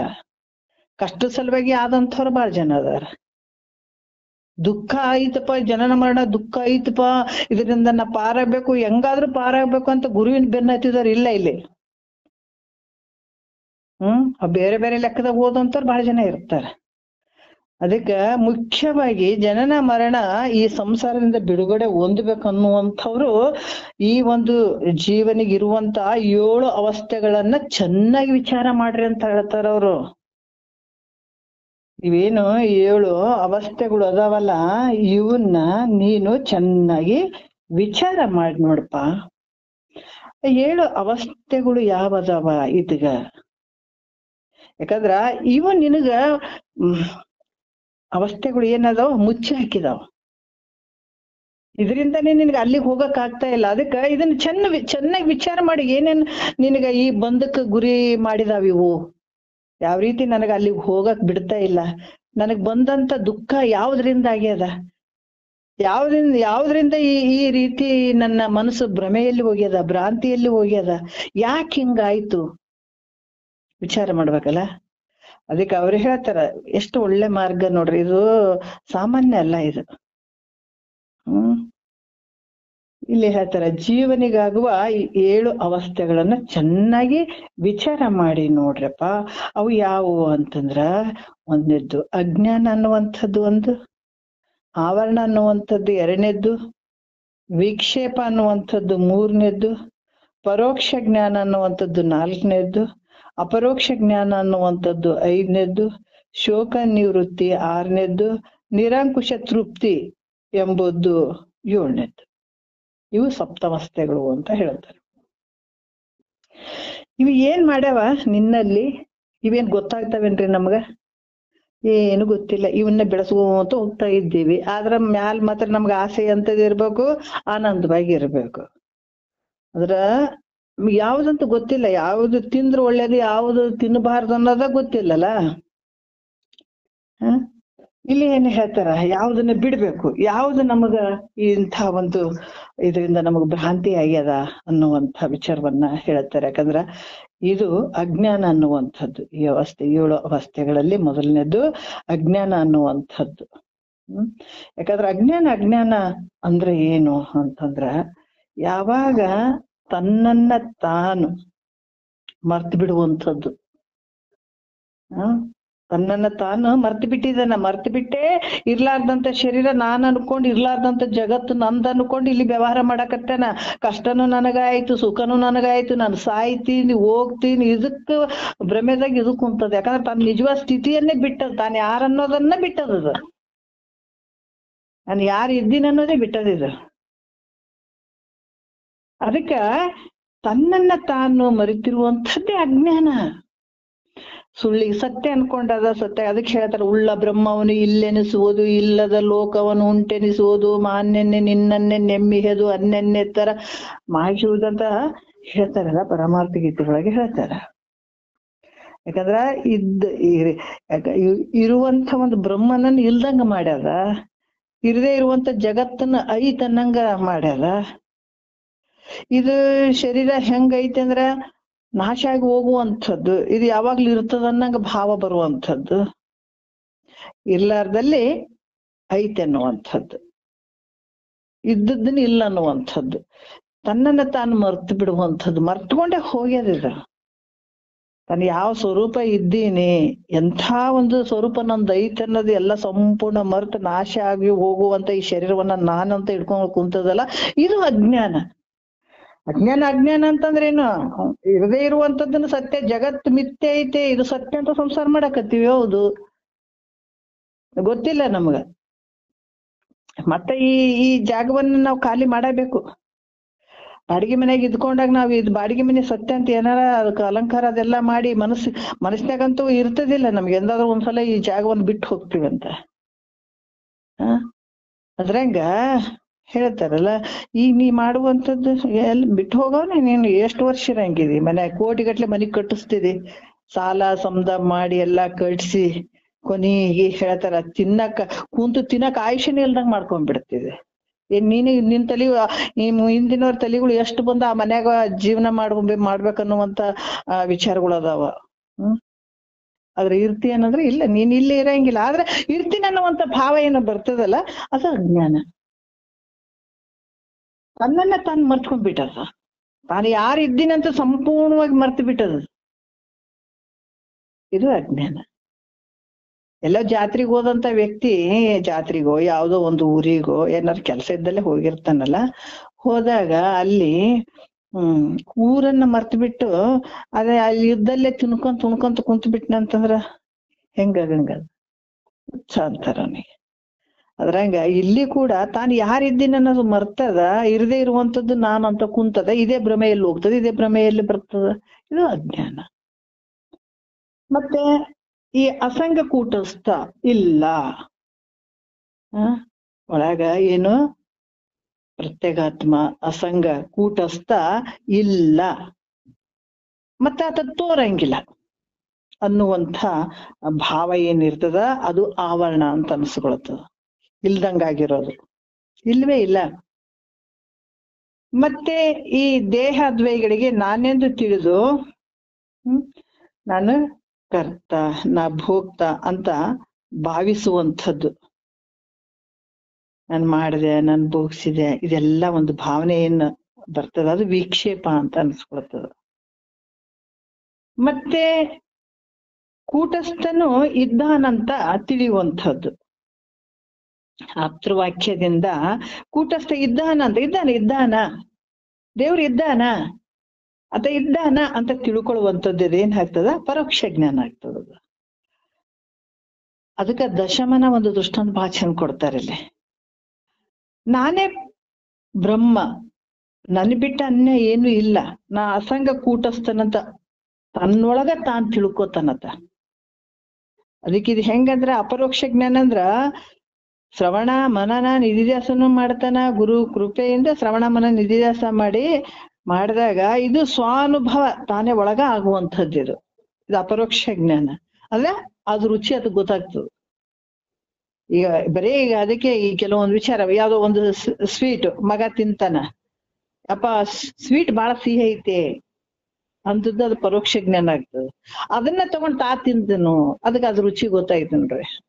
ಆ ರೀತಿ ಇದು ಅಪರೋಕ್ಷ ಜ್ಞಾನ ಆಗುವಂಥದ್ದು. ಅಸಂಗ ಕೂಟಸ್ಥನಂತ ನಾನು ಇದ್ದೀನಿ ಅಂತ ಏನ್ ತಿಳ್ಕೊಳತ್ತಾನಲ್ಲ ಅದು ಅಪರೋಕ್ಷ ಜ್ಞಾನ ಅಂತ ಅನ್ಸ್ಕೊಳತ್ತದ. ಮತ್ತೆ ನಾನ್ ಮಾಡಿದೆ ಇದು ಅಪರೋಕ್ಷ ಜ್ಞಾನ ಆದ ತಕ್ಷಣ ಉಳಿಯುವಂಥದ್ದು ಏನು ಇಲ್ಲ ಅಲ್ಲಿ. ಕರ್ತೃತ್ವ ಭೋಕ್ತೃತ್ವ ಇವೆಲ್ಲ ಏನಾಗ್ತಾವ, ನಿವೃತ್ತಿ ಹೊಂದುತ್ತದ. ಆ ನಿವೃತ್ತಿಗೆ ಏನ್ ಅನ್ನಿಸ್ತದ ಅಂದ್ರ ಶೋಕ ನಿವೃತ್ತಿ ಅಂತ ಹೇಳಿಸ್ಕೊಳ್ತದೆ. ಇಲ್ಲಿ ಕೂಡ ಇದು ಯಾವ ರೀತಿ ಏನ್ ಮಾಡಿದ್ರು ಕೂಡ ಮಾಡದ್ದೆಲ್ಲ ಮಾಡಿತು, ಪಡೆಯುವುದೆಲ್ಲ ಪಡೀತು. ಏನ್ ಮಾಡ್ಬೇಕಾಗ್ಯದ ಕೃತಕೃತ್ಯ ಆಗ್ಬಿಟ್ಟ ಆತ. ಏನ್ ಸಾಧನೆ ಮಾಡ್ಕೋಬೇಕಾದ್ ಮಾಡ್ಕೊಂಡೆ, ಏನ್ ಪಡ್ಕೊಳ್ಬೇಕಾಗ್ಯದ ಪಡ್ಕೊಂಡೆ, ಎಲ್ಲ ತೃಪ್ತಿ ಆಯ್ತು ನೋಡ್ರಿ. ಮುಂದ್ ಮಾಡ್ಕೊಳ್ಬೇಕಂತನೂ ಆಸೆ ಇಲ್ಲ, ಇಂತಿಂತದ್ ಮಾಡ್ಕೋಬೇಕನ್ನುವಂತ ಭಾವನೆನೂ ಇಲ್ಲ, ಮುಂದ್ ಇದನ್ ಪಡ್ಕೊಳ್ಬೇಕನ್ನೋ ಎಲ್ಲ ಮುಗಿದು ಹೋಯ್ತು. ಎಲ್ಲಿಗೆ ರೀಚ್ ಆಗ್ಬೇಕಂತ ಇತ್ತು ಅಲ್ಲಿಗೆ ಸಂಪೂರ್ಣ ರೀಚ್ ಮುಂದೆ ಇಲ್ವೇ ಇಲ್ಲ. ಅದು ಮತ್ ಮುಂದ್ ಹೋಗಕ್ ದಾರಿನೇ ಇಲ್ಲ ಅಂದ್ರೆ ಆ ಒಂದು ಭಾವ ಐತೇನೆ, ಇದನ್ನ ಮುಟ್ಬೇಕಾಗಿತ್ತು, ಇದನ್ನ ನಾ ತಿಳ್ಕೊಬೇಕಾಗಿತ್ತು, ಈ ರೀತಿ ಆಗ್ಬೇಕಾಗಿತ್ತು ಅನ್ನುವಂಥದ್ದು ಏನಾರ ಮುಂದ್ ಉಳಿತೇನಂದ್ರೆ ಏನಿಲ್ಲ. ಮಾಡೋದೆಲ್ಲ ಮಾಡ್ದ, ತಿಳ್ಕೊಂಡದ್ದೆಲ್ಲ ತಿಳ್ಕೊಂಡ, ಪಡ್ಕೊಂಡದ್ದೆಲ್ಲ ಪಡ್ಕೊಂಡ. ಇದು ಸಹಜವಾಗಿ ತೃಪ್ತಿಯಾಗಿರುವಂಥದ್ದು ಅದು ನಿರಂಕುಶ ತೃಪ್ತಿ ಅಂತ ಹೇಳಿಸ್ಕೊಳುತ್ತದೆ. ಅದಕ್ಕೆ ಎಲ್ಲಕ್ಕೂ ಒಂದು ಹಂತ ಅದಾವಲ್ಲ ಕೊನೆಗೆ. ಯಾಕಂದ್ರೆ ಒಂದ್ ಗಿಡ ಹಾಗ್ಯದಂತಂದ್ರೆ ಕೊನೆಗೆ ಒಂದ್ ಸಿಹಿಯಾದ ಹಣ್ಣು ಬಿಡ್ತದಲ್ಲ ಎಲ್ಲದಕ್ಕೂ. ಈಗ ಒಂದು ನಾವು ಏನೋ ಹೊಲದಲ್ಲಿ ಬೆಳಿ ಹಾಕ್ತಿದ ಕೊನೆಗೆ ಏನು ಕಾಳುಗಳನ್ನ ಬಿಡುತ್ತದ ಕೊನೆಗೆ. ಇದಕ್ಕೂ ಮನುಷ್ಯನ ಒಂದು ಮನುಜ ಕುಲ ಜನನದ ಲಾಭ ಹೌದು. ಈ ಕೊನೆಯದು ವಿಚಾರ ಅಂದ್ರೆ ನಾನು ಯಾರಿದ್ದೀನಿ ಅಂತ ತಿಳ್ಕೊಳ್ಳೋದೇ ಇದಕ್ಕೆ ಸಂಪೂರ್ಣವಾದಂತ ಮನುಷ್ಯನ ಒಂದು ಇದು. ಅದಕ್ಕೆ ಇದನ್ನ ತಿಳ್ಕೊಂಡಿದ್ದಾನಲ್ಲ, ಆ ಸ್ಥಿತಿಯಲ್ಲಿ ಇದ್ದಾನಲ್ಲ, ಇನ್ನು ಮಾಡ್ಬೇಕು ಬಿಡಬೇಕು, ಇದನ್ನ ಹಿಂಗ್ ಮಾಡ್ಬೇಕಾಗಿತ್ತು ಅನ್ನೋ ಭಾವನೆನೂ ಇಲ್ಲ, ಮುಂದೆ ಹಿಂಗ್ ಮಾಡ್ಬೇಕನ್ನುವಂಥದ್ದೂ ಇಲ್ಲ, ಏನೊಂದಿಲ್ಲ ನೋಡ್ರಿ. ಅದಕ್ಕೆ ಇದು ನಿರಂಕುಶ ತೃಪ್ತಿ ಅಂತ. ಉಳಿದದ್ ಏನ್ ಉಳಿದದ ಹೇಳ್ರಿ, ಎಲ್ಲ ತಾನಾಗಿಬಿಟ್ಟಾಗ ಇನ್ನೊಂದು ಏನದಲ್ಲಿ ಏನಿಲ್ಲ, ಆನಂದನೇ ಆನಂದ ಅದ. ಅದಕ್ಕೆ ಇದು ದಶಮನ ಪುರುಷನಂತೆ ಜೀವನ 7 ಅವಸ್ಥೆಗಳನ್ನ ಹೊಂದುತ್ತಾನ ಅಂದಾಗ ಇದ್ರ ದೃಷ್ಟಾಂತನ ಬಹಳ ಅದ್ಭುತವಾಗಿ ಹೇಳ್ತಾರ ಅವರು. ಇಲ್ಲಿ ಕೂಡ ದಶಮನ ಒಂದು ದೃಷ್ಟಾಂತದಲ್ಲಿ ಬಹಳ ವಿಚಾರಗಳನ್ನ ಅವರು ಹೇಳ್ತಾರ. ಯಾವ ರೀತಿ ಹೇಳ್ತಾರ ಅಂತಂದ್ರ 10 ಮಂದಿ ಒಳಿ ದಾಟಿ ಹೋಗಿರ್ತಾರ. ಹೋದಾಗ ಒಳಿ ದಾಟಿ ಬಂದಿವಿ, ಆದ್ರ ಇದರಲ್ಲಿ ಒಬ್ಬನು ಎಲ್ಲಾ ನೋಡಕತ್ತೀವಿ, ಆದ್ರ ನಾವೆಲ್ರು ಕರೆಕ್ಟ್ ಆಗಿ ಇಲ್ಲಿಗೆ ಬಂದಿವೋ ಇಲ್ಲೋ ಅನ್ನುವಂತ ಒಂದು ಡೌಟ್ ಬರ್ತದ ಅವ್ರಿಗೆ. ಬಂದಾಗ ಅವ್ರು ಏನ್ ಮಾಡ್ತಾರ, ನೋಡೋಣ ಅಂತ ಎಲ್ಲ ಹೆಣಸ್ತಾರ. ಒಬ್ಬತ್ತ ನಿಂತು ನಾನು ಹೆಣಸ್ತೀನಿ ಅಂತ ಹೆಣಸ್ತಾನಲ್ಲೇ. ನಿಂತು ಎಣಿಸ್ಬೇಕಾದಾಗ ಆತ 9 ಮಂದಿ ಹಿಂಗ್ ನಿಂತಿರ್ತಾರ. ಒಬ್ಬನು ಬಂದು 10ನೇದ ಆತ ಬಂದು 1 2 3 4 5 6 7 8 9 ಅಂತ ಅಲ್ಲಿ ಹೆಣಸ್ತಾನ. ಇಲ್ಲ ಒಬ್ರು ಹೋಗ್ಬಿಟ್ಟಿದಾರ ಅಂತ ದುಃಖ ಪಟ್ಕೊಳತ್ತಾರ. ಆದ್ರೆ ಆತ ಏನ್ ಮಾಡ್ದ, ತನ್ನನ್ನ ಹಿಡಿಲಿಲ್ಲ, ಉಳಿದವ್ರ ಮಾತ್ರ ಹಿಡ್ದ, ತನ್ನನ್ನ ಬಿಟ್ಟು ಹೆಣಿಸಿದಲ್ಲಿ 9 ಜನ ಆಯ್ತು. ಇಲ್ಲ ಒಬ್ನಿಲ್ಲ ಅಂತ ಹೇಳುವಂಥದ್ದು ಅದು ಅಜ್ಞಾನ ಅಂತ ಹೇಳಿಸ್ಕೊಳ್ತದ. ತನ್ ಬಿಟ್ಟು ಆತ ಅಷ್ಟೇನೆ ಹೆಣಿಸಿದ್ದು ಅದು ಅಜ್ಞಾನ ಅನ್ಸ್ಕೊಳತದ. ಅಯ್ಯ ಹತ್ತನೇದವ್ ಇಲ್ವೇ ಇಲ್ಲ, ಆತ ಅಲ್ಲೇ ಮುಳುಗ್ ಬಿಟ್ಟಿದಾನ, ಸತ್ ಹೋಗಿದಾನ, ಆತ ಇಲ್ವೇ ಇಲ್ಲ, ಇದ್ರ ತೋರ್ತಾ ಇಲ್ಲ, ಇದು ಈ ರೀತಿ ಅನ್ನುವಂಥದ್ದು ಆವರಣ ಅನ್ಸ್ಕೊಳತದ. ಇಲ್ಲೇ ಇಲ್ಲ ಆತ, ಇಲ್ವೇ ಇಲ್ಲ ಅನ್ನುವಂಥದ್ದು. ಮತ್ತೆ ಇವೆಲ್ಲ ಯಾಕಂತಂದ್ರ ಅವ್ ಪ್ರತಿಯೊಂದು ಅಲ್ಲಿ ನೋಡಿ ಇದನ್ನಿಂದ ನೋಡೋಣ ಅಂತ ಹೇಳ್ಬಿಟ್ಕೇಸಿ ಅಲ್ಲಿ ಮತ್ತು ಎಣ್ಸಕ್ ಶುರು ಮಾಡುವಂಥದ್ದು. ಇದನ್ನ ಇಲ್ಲ ಅಂತ, ಯಾಕಂದ್ರೆ ಆಪ್ತರ ವಾಕ್ಯ ಕೂಡ ಅಲ್ಲಿ ಒಬ್ರು ಬಂದಾಗ ಎಲ್ಲ ನಿಂತ್ಕೊಂಡು ನೋಡ್ತಾನೆ 1 2 3 4 ಆ ರೀತಿ ವಿಚಾರ ಮಾಡ್ಬೇಕಾದಂತ ಒಂದು ಸ್ಥಿತಿಗೂ ಕೂಡ ವಿಕ್ಷೇಪ ಅಂತ ಕೂಡ ಹೇಳ್ತಾರ. ಇದನ್ನಲ್ಲ ಆಪ್ತರು ಬಂದು ಈಗ ನೀವ್ ನಿಂತ್ರಿ 10 ಮಂದಿ, ಈಗ ನೀನು ನಿಂದ್ರಪ್ಪ ನಾನು ಎಣಿಸ್ತೀನಿ ಅಂತ 1 2 3 4 5 10ನೇದ್ದು ನೋಡು, ಇದ್ದಾನ ನಾನು ಹೇಳ್ತೀನಿ ತಡ್ರಿ, ನೀವ್ ನಿಂತ್ಕೊಡ್ರಿ, ಎಲ್ಲಾರು ನಿಂತ್ಕೊಡ್ರಿ ಅಂತೇಳಿ ನಿಂತ ಅತ್ ಗೊತ್ತಿರ್ತದೆ ಇವ್ರು 10 ಮಂದಿ ಅದಾರ, ಇಲ್ಲ 10 ಮಂದಿ ಇದ್ದೀರಿ ನೀವು ಅಂತ ಹೇಳುವಂಥದ್ದು ಅದು ಪರೋಕ್ಷ ಜ್ಞಾನ ಅನ್ಸ್ಕೊಳ್ತದ. 1 2 3 4 5 6 7 8 9 ಅಂತ ಹಿಂಗ್ ತಿಳಿಸ್ತಾನ. ಆಮೇಲೆ ಇಲ್ಲ ನೀನ್ ಬೇಕಾದ್ರೆ ನೋಡು ಅಂತಂದಾಗ ಅವಾಗ 1 2 3 4 5 6 7 8 9 10 ಅಂತ ಅವಾಗ ತಾನು ಇಟ್ಕೊಳ್ತಾನ. ಹೌದು ನಾನು 10ನೇದವ ಅಂತ ಹೇಳ್ಕೊಳ್ಳುವಂಥದ್ದು ಅಪರೋಕ್ಷ ಜ್ಞಾನ. ಹಂಗಾಗ್ತದೆ ಈ ದಶಮನ ಒಂದು ವಿಚಾರದಲ್ಲಿ ಕೂಡ ಹೇಳ್ತಾರ. ಹಂಗಾಗಿ ಅಲ್ಲಿ ಅವಾಗ ಆತ ಹೆಂಗ್ ಮಾಡ್ತಾನೆ, ಇಲ್ಲಪ್ಪ ಸದ್ಯಕ್ಕೆ ನಾವು ಅಷ್ಟು ಮಂದಿ ಇದೀವಲ್ಲ ಅನ್ನುವಂಥ ದುಃಖ ಅಲ್ಲಿ ನಿವೃತ್ತಿ ಆಗ್ತದ. ಕೊನೆಗೆ ಎಲ್ರೂ ಇದ್ದೀವಿ ಬಹಳ ಆರಾಮಾಗಿಯಪ್ಪ, ಯಾರು ಹೋಗಿಲ್ಲ, ಚಂದ ಇದೀವಿ ಅನ್ನುವಂತ ಯಾವ ಒಂದು ದುಃಖ ಎಲ್ಲ ನಿವೃತ್ತಿ ಆಗ್ತದಲ್ಲ, ಅವಾಗ ಅನಂತವಾಗಿರುವಂಥದ್ದು. ಈ ದಶಮನ ದೃಷ್ಟಾಂತದಲ್ಲಿ ಕೆಲವು ಈ ವಿಚಾರಗಳನ್ನ ಹೇಳ್ತಾರ ಅವರು. ಈ ರೀತಿಯಾಗಿ ಜೀವನು 7 ಅವಸ್ಥೆಗಳನ್ನ ಹೊಂದುತ್ತಾನ. ಈ ರೀತಿಯಾಗಿ ಅದಕ್ಕ ಅಧಿಷ್ಠಾನ ರೂಪವಾದಂತಹ ನೋಡ್ರಿ ಕೂಟಸ್ಥ ಅಥವಾ ಚೇತನ ಸಹಿತನಾದಂತ ಜೀವನೇ ಈ ಸಪ್ತ ಅವಸ್ಥೆಗಳಿಗೆ ಅಧಿಕಾರಿ. ಇವನಿಂದನೇ ಇಷ್ಟೆಲ್ಲ ಆಗಿರುವಂಥದ್ದು. ಇದನ್ನೇ ಇವೆಲ್ಲ ಸಪ್ತ ಅವಸ್ಥೆಗಳಿಗೆ ಗುರಿ ಆಗ್ತಾನ. ಅದಕ್ಕೆ ವಿಚಾರ ಮಾಡಿ ನೋಡಿದಾಗ ಈ ಜನನ ಮರಣದಿಂದ ಬಿಡುಗಡೆ ಆಗ್ತಾನ ಅನ್ನುವಂಥ ವಿಚಾರವನ್ನ ಹೇಳ್ತಾರ. ಮೊದಲ ಇದೇ ವಿಚಾರಗಳನ್ನ ಅಜ್ಞಾನದ ಬಗ್ಗೆ ಹೆಂಗ್ ಇಡ್ಕೊಂಡಾನ ಅನ್ನುವಂಥದ್ದು ಇನ್ನೊಂದ್ ಸ್ವಲ್ಪ ವಿಚಾರಗಳನ್ನ ಹೇಳ್ತಾರ. 1ನೇ ನುಡಿ ನೋಡ್ರಿ, ತನ್ನ ನಿಜವನ್ನು ಪರೀಕ್ಷಿಸದೆ ಹೇಯವೆನ್ನದೆ ವಿಕೃತಿಯುಳ್ಳ ತನುವೆ ತಾನೆಂದು ಭಿನ್ನ ವಿಷಯದ ವಿಶ್ವವಿದನ್ನು ಕಂಡು ನನ್ನಿ ಎಂಬ ಬಗೆ ಬಿಡದಿರಲ್ಲ ಅಜ್ಞಾನ ಅಂತ ಕೂಡ ಹೇಳ್ತಾರ. ಏನ್ ಹೇಳ್ತಾರ, ತನ್ನ ಸ್ವಂತ ಇರುವಂಥದ್ದು ನಿಜವನ್ನು ಅಂದ್ರೆ ಸ್ವರೂಪವನ್ನ ಪರೀಕ್ಷಿಸದೆ, ಅದು ತಿಳ್ಕೊಳ್ಳದೆ ನೋಡ್ರಿ ಆತ ವಿಚಾರಣೆ ಮಾಡಕ್ ಹೋಗಿಲ್ಲಲ್ಲ. ಎಂಥ ಒಂದು ಅದ್ಭುತ, ನಮ್ಮೊಳಗಡೆ ಇರುವಂತದ್ದು ನಾವ್ ತಿಳ್ಕೊಳಕ್ಕೆ ಬಿಡ್ತಾ ಇಲ್ಲ ನೋಡ್ರಿ. ಅಜ್ಞಾನ ಅನ್ನುವಂಥದ್ದು ಹೆಂಗೈತದ, ಎಷ್ಟು ಅದಕ್ಕ ಮಾಯ ಅನ್ನುವಂಥದ್ದು ಭಾರಿ ಅಘಟಿತ ಅಂತ ಹೇಳ್ತಾರ. ಇದು ಮಾಯ ಅನ್ನುವಂಥದ್ದು ಸುಮ್ಮನೆ ಬಿಡಂಗಿಲ್ಲ, ಇದಕ್ಕ ಎಲ್ಲ ತನ್ನ ಉಡಿಯಲ್ಲೇ ಹಾಕೊಂಡು ಕುಂತ್ ಬಿಟ್ಟದ ಈ ಮಾಯ ಅನ್ನುವಂಥದ್ದು, ಯಾರಿಗೂ ಮುಂದಕ್ಕ ಬಿಡಂಗಿಲ್ಲ. ಅದು ಅಷ್ಟು ಕೆಲಸ ಮಾಡ್ತದ, ಇದು ಅಘಟಿತ ಅಂತ ಹೇಳ್ತಾರೆ. ಇದು ಅದಕ್ಕ ಇದು ಬಹಳಷ್ಟು ಕಾಡ್ತದ ಇದು ಮಾಯ ಅನ್ನುವಂಥದ್ದು. ಇಲ್ಲಿ ಯಾಕಂತಂದ್ರ ದಶಮನು ತನಗ್ ತಾನು ಅಪರೋಕ್ಷ ತಾನು ಅದಾನ, ಇದ್ರೂ ಕೂಡನು ಪ್ರತ್ಯಕ್ಷ ಅದಾನ. ಅಲ್ಲ ದಶಮ ಇಲ್ಲ ಅಂತೀರೇನು, 10ನೇದವ ಇಲ್ಲ ಅಂತೀರೇನು? ಇದ್ದಾನ, ಪ್ರತ್ಯಕ್ಷವಾಗಿ ಅದಾನ. ಅತ ಎಲ್ಲ ಕಣ್ಮರೆ ಆಗಿಲ್ಲ, ಅಲ್ಲೇ ಇದ್ದಾನ. ನೋಡ್ರಿ ನಮ್ ಪರಿಸ್ಥಿತಿಗಳು ಹೆಂಗದಾವ. ಆತನ ಬೆಳಕಿನಾಗೆ ವ್ಯವಹಾರ ಮಾಡ್ತೀವಿ, ಆತನ ಬೆಳಕಿನಾಗ ಉಣ್ತೀವಿ, ತಿಂತೀವಿ, ಸಂಸಾರ ಮಾಡ್ತೀವಿ. ಆತನ ಬೆಳಕಿನಾಗ ಇದ್ಕೊಂಡು ಸತ್ತಂಗಾಗತ್ತದ, ಹುಟ್ಟಿದಂಗ ಆಗಕತ್ತದ. ಇದೆಲ್ಲ ವ್ಯವಹಾರ ಆತನ ಬೆಳಕಿನಾಗೆ ಮಾಡ್ತೀವಂದ್ರೆ ಅದನ್ನ ತಿಳಿಗೊಡ್ಲಾರ್ದಂಗ ಮಾಡ್ಯದ ನೋಡ್ರಿ. ಇದು ಅಜ್ಞಾನ ಎಂತದಿರ್ಬೋದು. ನಾವೆಲ್ಲ ಇಷ್ಟೆಲ್ಲ ವ್ಯವಹಾರ ಮಾಡಕತ್ತೀವಿ ಅಂದ್ರೆ ಯಾರ ಆಧಾರದ ಮೇಲಪ್ಪ? ಆತನ ಆಧಾರದ ಮೇಲೆ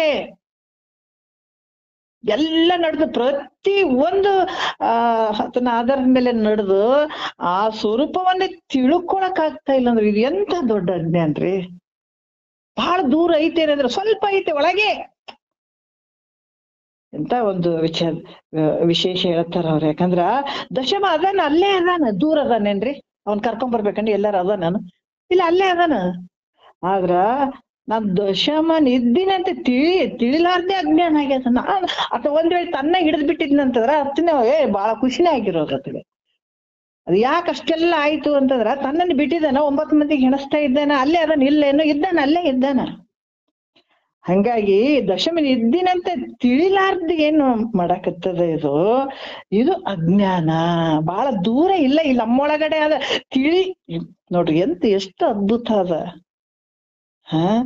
ಅದಕ್ಕ ಈ ರೀತಿಯಾಗಿ ನಾನು ಅಂತ ಅರಿವಿನ ಸ್ವರೂಪ ನಾನು ಇದ್ದೀನಿ. ಆ ಅರಿವು, ಯಾಕಂದ್ರೆ ಅದೇ ವಿಶೇಷವಾದ ಅರಿವಿಂದನೇ ಎಲ್ಲ ನೋಡ್ತಾ ಇದ್ದೀವಿ, ವ್ಯವಹಾರ ಮಾಡ್ತಾ ಇದ್ದೀವಿ, ಎಲ್ಲ ಅದೇ ಅರಿವಿನಿಂದ ಮಾಡ್ತಾ ಇದ್ದೀವಿ. ಆದ್ರೂ ಕೂಡ ತಾನು ಅಪರೋಕ್ಷವಿದ್ರು ಕೂಡ ನಾನು ಯಾರು ಅಂತ ತಿಳಿಲಾರ್ದು ನೋಡ್ರಿ, ತಿಳಿಯವಲ್ದು. ನಾನು ಯಾರಿದ್ದೀನಿ ಅಂತಾನೆ ತಿಳಿಲಾರ್ದಂಗ್ ಮಾಡ್ಬಿಟ್ಟದು. ಅದಕ್ಕೆ ಹೇಳ್ತಾರ ವಿಕೃತಿ ರೂಪ ವಿಶ್ವ ದೃಶ್ಯವೆಲ್ಲವನ್ನ ತೂರ್ಬೇಕಂತ ಹೇಳ್ತಾರ ಅವ್ರು. ನಾವ್ ಹಿಡ್ಕೊಂಡ್ ಕುಂತೀವಿ. ನಮಗ್ ದುಃಖ ಯಾಕಾಗ್ಯದಂದ್ರ ಒಂದ್ ಜನ್ಮದಲ್ರಿ, ಎಷ್ಟು ಜನ್ಮ ಕಷ್ಟ ಅನುಭವಿಸ್ಕೊಂತ ಬಂದೀವಿ. ಮತ್ ಮುಂದೆ ಜನ್ಮಗಳು ಅದಾವ, ಇದೇ ಕಷ್ಟನೇ. ಈ ಕಷ್ಟ ನೀನ್ ಯಾವತ್ತು ಪಾರಾಗಂಗಿಲ್ಲ. ನಿನ್ನ ಸ್ವರೂಪ ನೀನ್ ತಿಳ್ಕೊಳ್ಳೋವರೆಗೂ ಈ ಕಷ್ಟ ನೀನ್ ಯಾವತ್ತು ಬಿಟ್ಟಿದ್ದಲ್ಲ. ಎಷ್ಟು ಅದ್ಭುತ ನೋಡ್ರಿ. ಅದಕ್ಕ ತಾನು ಅಪರೋಕ್ಷ ಇದ್ರೂ ಕೂಡ ನಾನು ಯಾರು ಇದ್ದೀನಿ ಅಂತ ಅನ್ನುವಂಥದ್ದು ತಾನು ತಿಳಿಯೋದಿಲ್ಲಲ್ಲ. ಈ ಎಷ್ಟು ಒಂದು ಮೋಸ, ಇಲ್ಲಿ ಮೋಸ. ಯಾಕಂದ್ರೆ ಕಣ್ಣಿಗೆ ಕಾಣುವಂತ ಶರೀರ ಇಷ್ಟೆಲ್ಲ ವ್ಯವಹಾರ ಮಾಡ್ತದಂತ ಶರೀರ. ನಮ್ಮ ಭಾಷೆಯಲ್ಲಿ ಮಾತು ಹೇಳ್ತೀವಿ, ಏನ್ ಹೇಳ್ತೀವಿ, ಇದು ನನ್ನ ಶರೀರ ಅಂತ ಹೇಳ್ತೀವಿ. ನಾನು ಶರೀರ ಅಂತ ಹೇಳಂಗಿಲ್ಲ. ಮತ್ತೆ ಆಡು ಭಾಷೆಯಲ್ಲಿ ಕೂಡ ತತ್ವ ಹೆಂಗ್ ಅಡಗಿದೆ. ನಾನೇ ಶರೀರ ಅಂತ ಅನ್ಕೊಳಂಗಿಲ್ಲ. ನನ್ನ ಶರೀರ ಅಂದ್ರೂ ಕೂಡ ಶರೀರ ನಾನೇ ಅನ್ನುವಂತ ವರ್ತನೆ ಮಾಡಿಸ್ತದಲ್ಲ. ಇದು ಎಂತ ಮಾಯೆ ರೀ, ಇದು ಎಂತ ಅಜ್ಞಾನ. ಇದು ಇರುವಂಥವನೇ ನೀ ಬೇರೆ ಇದೆ, ಇರ್ಲಾರ್ದೇ ಬೇರೆ ಇದೆ. ಎಂತ ದೇವ್ ಬಿಡದ ನಿನಗ. ಅದಕ್ಕೆ ಮಹಾತ್ಮರು ಹೆಂಗ್ ತೂರಿ ಬಿಟ್ರಿ ನೋಡ್ರಿ. ವಿಕೃತಿ ರೂಪ ವಿಶ್ವ ದೃಶ್ಯವೆಲ್ಲವನ್ನು ತೂರಿ ಪ್ರಕೃತಿ ಮಾಯಗಳನ್ನೇ ಮೀರಿ ಸುಕೃತ. ಇದು ಸುಮ್ನೆನ ಸುಕೃತಾದಿ ಕರ್ಮ ವಾಸನೆ ರಸವಾರಿ ಪ್ರಕಟ ಬಿಂದು ಶಿಖರಿಯ ನೇರಿ ಅಂತ ಹೇಳ್ತಾರ ಅವ್ರು. ಸಾಮಾನ್ಯ ಅಲ್ಲ ಇದು, ಇವೆಲ್ಲ ದಾಟ್ಬೇಕಾಗ್ತದಲ್ಲ. ಅದಕ್ಕೆ ಎಷ್ಟು ಅದ್ಭುತ. ಸುಲಭನ ಐತೆ, ಕಷ್ಟನ ಐತೆ. ಇಷ್ಟಪಟ್ಟು ಕೇಳಿ ಅಷ್ಟೇ ಭಕ್ತಿ ಭಾವದಿಂದ ನಾನ್ ತೀವ್ರ ತರವಾದಂತಹ ಒಂದು ಮುಮುಕ್ಷತ್ವ ಭಾವ ಗೆದ್ದು ಬಿಡ್ತಾರೆ. ಇದೇ ಜನ್ಮದಲ್ಲೇ ಗೆದ್ದು ಬಿಡ್ಲಿಕ್ಕೆ ಸಾಧ್ಯ ಆಗ್ತದೆ. ಅದಕ್ಕ ತಾನೇ ಅಪರೋಕ್ಷ ಸ್ವರೂಪ ಇದ್ಕೊಂಡು ತನ್ನನ್ನ ತಾನು ತಿಳಿಲಾರ್ದಿರುವಂಥದ್ದು, ಈ ದೇಹ ನಾಶ ಆಗಿ ಹೋಗುವಂಥದ್ದು, ವಿಕಾರತೆಗೆ ಒಳಗಾಗುವಂಥದ್ದು ತಾನಂತ ತಿಳಿತಾನಲ್ಲ. ಇದು ಎಂತದ್ರಿಯಪ್ಪ. ದೇಹರೇ ಬಹಳ ಚಂದ ಐತಿ ಏನಂದ್ರೆ ಇಲ್ಲ ಅದು. ಯಾಕಂದ್ರ ಮಲಮೂತ್ರದಿಂದ ಕೂಡಿದ, ಇದು ರಕ್ತ ಮಾಂಸದಿಂದ ಕೂಡ್ಯದ. ಬಹಳ ಅಪವಿತ್ರ ಅದಿದ್ರ ಒಳಗಡೆ. ಚಂದ ದೇವ್ರು ಒಳಗ ರಕ್ತ ಮಾಂಸ ಎಲ್ಲ ಇಟ್ಟು ಮ್ಯಾಲ ಚರ್ಮವನ್ನು ಒದಕಿ ಹಾಕಿದ. ಇದು ನಾವ್ ಬೆಳ್ಳಗದೀವಿ, ನಾವ್ ಕಪ್ಪದೀವಿ, ಇದಕ್ಕ ಚಂದ ಸಿಂಗಾರ ಮಾಡ್ಕೊಂಡು ಎಷ್ಟ್ ಮಾಡ್ತೀವಿ ನೋಡ್ರಿ. ಒಳಗೆ ಏನೈತ್ರಿ ಅದ್ರ ಒಳಗಡೆ. ಒಂದ್ 2-3 ದಿವಸದ ಕಟ್ ಮಾಡಿದ್ ಬಿಟ್ರೆ ಒಳಗ್ ಬಿದ್ದು ಅಥವಾ ವಾಸನ್ ಬಂದ್ ಹೋಗ್ತದೆ ಈ ಶರೀರ. ಇಂಥದನ್ನ ನಾನು ಅಂತ ಇದನ್ನ ನೋಡ್ಕೊಂಡ್ ಕೊನೆಯವರೆಗೂ ಜೀವನ ಮುಗಿಸ್ಬಿಡೋದು ಇದ್ರಲ್ಲೇ. ಇರ್ಲಿ ಬೇಡ ಅನ್ನಂಗಿಲ್ಲ. ಆದ್ರೆ ಇದರಿಂದ ಏನು ಪ್ರಯೋಜನ ತಗೊಳ್ಬೇಕು, ಇದರಿಂದ ಏನ್ ಮಾಡ್ಕೊಳ್ಬೇಕು ಅನ್ನೋದು ಮೊದ್ಲು ನಾವು ತಿಳ್ಕೊಳ್ಬೇಕಾಗ್ತದೆ.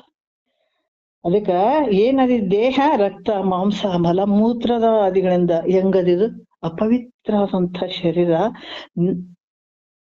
ನೀನು ಸ್ವರೂಪ ಹೆಂಗೈತದ ಪವಿತ್ರವಾಗಿರುವಂತದ್ದು ಐತೆ. ಬಹಳ ಏನಿಲ್ಲ ನೋಡ್ರಿ, ಆರಾಮ್ ಯಾವ್ದಕ್ಕೂ ಹತ್ತದೇ ಇರುವಂಥದ್ದು. ಬರೀ ಆನಂದ ಅರ್ಲಿ. ಏನೈತ್ ಹೇಳ್ರಿ, ಯಾವ ಉಪಾಧಿ ಇಲ್ಲ, ಏನೇನಿದೆ. ನಿರ್ಮಲ ಏಕಂ ಏವಂ. ಯಾಕಂತ ಇಲ್ಲಿ ಕೂಡ ಹೇಳ್ತಾರ. ಯಾವುದೇ ಒಂದು ಕಲ್ಮಶ ಇರದೇ ಇರುವಂಥದ್ದು. ಈ ರೀತಿಯಾಗಿ ಈ ದೇಹ ಹೆಂಗೈತೆ ಅಂದ್ರ ಷಡ್ಭಾವಿಕರ್ಕೊಳಗಾಗ್ತದ. ಇದು ಕೆಡುವಂಥದ್ದು. ಯಾಕಂದ್ರೆ ಕೆಡುವಂಥದ್ದು ತಿಂತದ ಕೆಟ್ಟ ಹೋಗ್ತದೆ. ಇದನ್ನ ಸರಿ ಇರ್ತದನ. ಅನ್ನ ಮಾಡಿದ್ದೇ ಒಂದ್ ತಾಸು ಉಳಿಯಂಗಿಲ್ಲ. ಮುಂಜಾನೆ ಮಾಡಿದ್ ಮಧ್ಯಾಹ್ನ ಕಡೆ ಸಂಜೆ ಕಡೆ ಹಣಿಸಿ ಹೋಗ್ಬಿಡ್ತದಂತೀವಿ. ಮತ್ ಇದನ್ನ ತಿಂದಂತ ಶರೀರ ಅದಕ್ಕೆ ನಾವು ನೋಡ್ಕೊಂತ ಕುಂತೀವಲ್ಲ, ಇದಕ್ಕ ಜೋಪಾನ ಮಾಡ್ಕೊಂತ ಕುಂತೀವಿ. ನೀ ಎಂದ್ ಉಳಿತೀವಿ? ಇದನ್ನ ನಂಬಿದವ್ ನೀನು ಉಳಿಯಂಗಿಲ್ಲ, ಅದು ಶರೀರನೂ ಉಳಿಯಂಗಿಲ್ಲ. ಅದಕ್ಕ ಶರೀರ ನಿನ್ ಕಣ್ಣೆದ್ರಿಗೆ ಷಡ್ಭಾವ ವಿಕಾರಕ್ಕೊಳಗಾಗ್ತದ. ಬಾಲ್ಯ ಆಗ್ತದೆ, ಯೌವನ ಹುಟ್ಟಿದಂಗಾಯ್ತು, ಅಸ್ಥಿತೆ ಜಾಯತೆ ವಿವರ್ಧತೆ ಪರಿಣಾಮತೆ ವಿನಶ್ಯತೆ ಅಪೇಕ್ಷೀಯತೆ ವಿನಶ್ಯತೆ ಅಂತ ಹೇಳ್ತಾರಲ್ಲ. 6 ವಿಕಾರಗಳಿಂದ ಈ ಶರೀರ. ನೀನ್ ಹೆಂಗಿದೆ ಅದಕ್ಕೆ ಹೇಳ್ತಾರ. ಮುಂದೆ ಕೂಡ ಬರ್ತಾವ ವಿಚಾರಗಳು. ಎನ್ನೊಡನೆ ಸಮರಸವಿನ್ನು ಬೇಡಲೇ ತನುವೆ ಮುನ್ನಿನಂತೆ ನೀನು ಅನ್ನೆಯನಗೆ. ಇಲ್ಲಿ ಬಂತು ನೋಡ್ರಿ ಹೆಂಗದ. ಇದು ಬರ್ಬೇಕಿದು. ಶರೀರ ನಿನಗ್ ಮೋಸ ಮಾಡ್ತದದು. ಅದು ಹೆಂಗದಂದ್ರ ಅದು ಒಳ್ಳೇದಕ್ಕೂ ಅದು ಹೆಂಗ್ ನೀ ಬಳಸ್ಕೊತಿ ಹಂಗ ಐತಿ ಇದು ನಿನ್ ಸಾಯಿ ಹೊಡ್ಯಕ್ಕೂ ಅದ, ಇದರಿಂದ ನೀನು ಬಹಳ ಆನಂದ ಹೊಂದಕ್ಕೂ ಇದ. ಅದಕ್ಕೆ ಹೇಳ್ತಾರಲ್ಲ ಮನ್ಯಾಗ ಬಹಳ ಎಲ್ಲಾರ ಮನೆಗ್ ವಿದ್ಯುತ್ ಐತಿ, ಅದು ನಾವು ಬಳಸೋದಕ್ಕೂ ಅದ, ಸಾಯೋದಕ್ಕೂ ಅದ. ಮನೆ ಪ್ರತಿಯೊಂದು ವಸ್ತುಗಳು ಹಂಗೆ ಅದಾವ.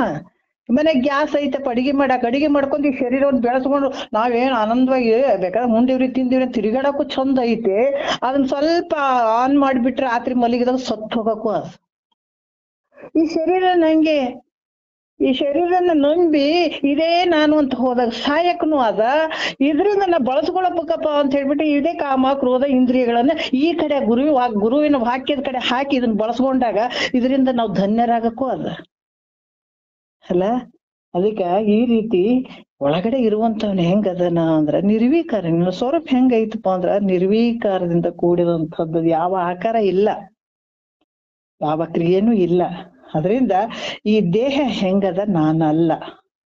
ಈ ದೇಹಕ್ಕ ಇದು ದೃಢ ಆಗ್ಬೇಕು. ಈ ದೇಹಕ್ಕ ವಿಲಕ್ಷಣನಾಗಿರುವಂಥವನು, ಸಾಕ್ಷಿಯಾಗಿರುವಂಥವನು ಅಂತ ತಿಳಿಬೇಕು. ಹಿಂಗ ಇದ್ರೂ ಕೂಡ ಈ ಮಾರ್ಗಗಳನ್ನ ಹೇಳ್ತಾರ ಗುರುಗಳು. ಇಲ್ಲ ಅವ್ರು ಹಂಗ ಹೇಳ್ತಾರೆ, ನಾವ್ ಹಿಂಗೆ ಮಾಡ್ತೀವ್ರಿ, ಅವ್ರಿಗೇನ್ರಿ ಅಂತ. ಹಂಗ ಮಾಡಿದ್ರೆ ಆಯ್ತಪ್ಪ ಅಂತಾರ ಅವ್ರು. ಎಷ್ಟು ವಿಷಯ ಹೇಳ್ತಾರ ನೋಡ್ರಿ ಅವ್ರು. ಅವ್ರ ಹಂಗ ಹೇಳಂಗತ್ರ. ಯಾಕಂದ್ರೆ ನಿನ್ಗೇನ್ ಆಡಕ್ ಹೇಳಕತ್ತಾರ ಅನ್ನೋರು ಇರುವಂತ ವಿಚಾರವನ್ನ ತಿಳ್ಕೊಂಡು ಧನ್ಯ ಆಗ್ಲಿ, ಮಾನವ ಜನ್ಮ ಸಾರ್ಥಕತೆ ಪಡಿಲಿ ಅಂತ ಹೇಳ್ತಾರ ಅವ್ರು ಅಷ್ಟೇನೆ. ಅದಕ್ಕೆ ಏನೇನ್ ಬಿಟ್ಕೊಳ್ಬೇಕು? ಅಲ್ಪ ಶರೀರ ನೀನಲ್ಲ, ಅದ್ರ ಮೇಲೆ ಮೋಹ ಮಾಡಕ್ ಹೋಗ್ಬೇಡ. ಅದಕ್ಕೆ ಪಡೆಬಿ ನಿನ್ನೆಂದಿಗೆ ಪರಮುಕ್ತಿ ಸುಖವನ್ನು ಕೆಡುವ ಕಾಯದ ಮೋಹವನ್ನು ಮಾಡೇ ಮೊದಲು ಅದ್ರ ಮೇಲೆ ಮೋಹ ಬಿಟ್ಟು ಬಿಡು. ಉಳಿದಿದ್ದಕ್ಕೆ ಶರೀರ ಕತ್ತಿ ಸಂಬಂಧ ಎಲ್ಲ ತಾವೇ ಬಿದ್ದು ಹೋಗ್ತಾವ ಆ ಕಡೆ. ಮನ್ಯಾಗ ಅಡಿಗೆ ಮನೆಗೆ ಹಿಂದ ಹಳ್ಳಿ ಉಳದಾಗ ಅಡಕಲ್ ಗಡಿಗೆ ಅಂತ ಇಡ್ತಿದ್ರು. ಮೇಲೆ ಅಂತ ಗಡಿಗೆ ಒಳಗ ಎಲ್ಲಾ ಸಾಮಾನುಗಳು ಹಾಕಿ ಇಡ್ತಿದ್ರು. ಒಂದೊಂದ್ ಗಡಿಗೆ ಹೊಡಿಯೋದಕ್ಕೆ ಲೇಟ್ ಆಗ್ತದೆ. ಕೆಳಗಿನ ಗಡಿಗೆಗೆ ಹೊಡೆದ್ರೆ ಧನ್ ಅಂತ ಎಲ್ಲ ಬಿದ್ದು ಹೋಗ್ಬಿಡ್ತಾವ ಅಲ್ಲ. ಈ ಶರೀರಕ್ಕೆ ಸಂಬಂಧಪಟ್ಟು ಎಲ್ಲಷ್ಟು ಅದಾವಲ್ಲ, ಶರೀರ ನಾನಲ್ಲ ಅಂತ ನೀ ತಿಳ್ಕೊಂಡ್ಬಿಟ್ಟಿ ಅಂತಂದ್ರ ಮ್ಯಾಲೆ ಓಸು ಶರೀರಕ್ಕೆ ಸಂಬಂಧಪಟ್ಟು ಏನು ಎಲ್ಲಷ್ಟು ಬಿದ್ದು ಹೋಗ್ತಾವ ಅಷ್ಟೇ. ಇದೇನಂದ್ರ ನೀನು ತೋರಿದಂಗಾಗಿ ಮೋಸ ಮಾಡಕತ್ತದಪ್ಪ ಈ ಶರೀರ. ಅದು ನಾನ್ ಅನ್ಬೇಡ ಅಷ್ಟೇನೆ. ಅದಕ್ಕೆ ಈ ರೀತಿ ಇಷ್ಟಿದ್ರೂ ಕೂಡ ತಿಳಿದೆ ಈ ಶರೀರ ನಾನು ಅಂತ ತಿಳಿಯುವಂಥದ್ದು ಇದು ನೋಡ್ರಿ ಅಜ್ಞಾನ. ಅದಕ್ಕೆ ಸ್ವಪ್ನದಂತೆ ದೃಶ್ಯವಾಗಿ ಅನೇಕ ನಾಮರೂಪಗಳಿಂದ ಗೋಚರವಾಗುವಂತ ಸ್ವಪ್ನ ಪ್ರಪಂಚ, ಆ ಪ್ರಪಂಚ, ಈ ಪ್ರಪಂಚ. ಯಾಕಂದ್ರೆ ಜಾಗ್ರದಲ್ಲಿ ತೋರುವಂತ ಪ್ರಪಂಚ, ಸ್ವಪ್ನದಲ್ಲಿ ದೃಶ್ಯವಾಗಿ ಅನೇಕ ನಾಮರೂಪಗಳಿಂದ ತೋರ್ತದಲ್ಲ ಈ ಜಗತ್ತು ಕಂಡು.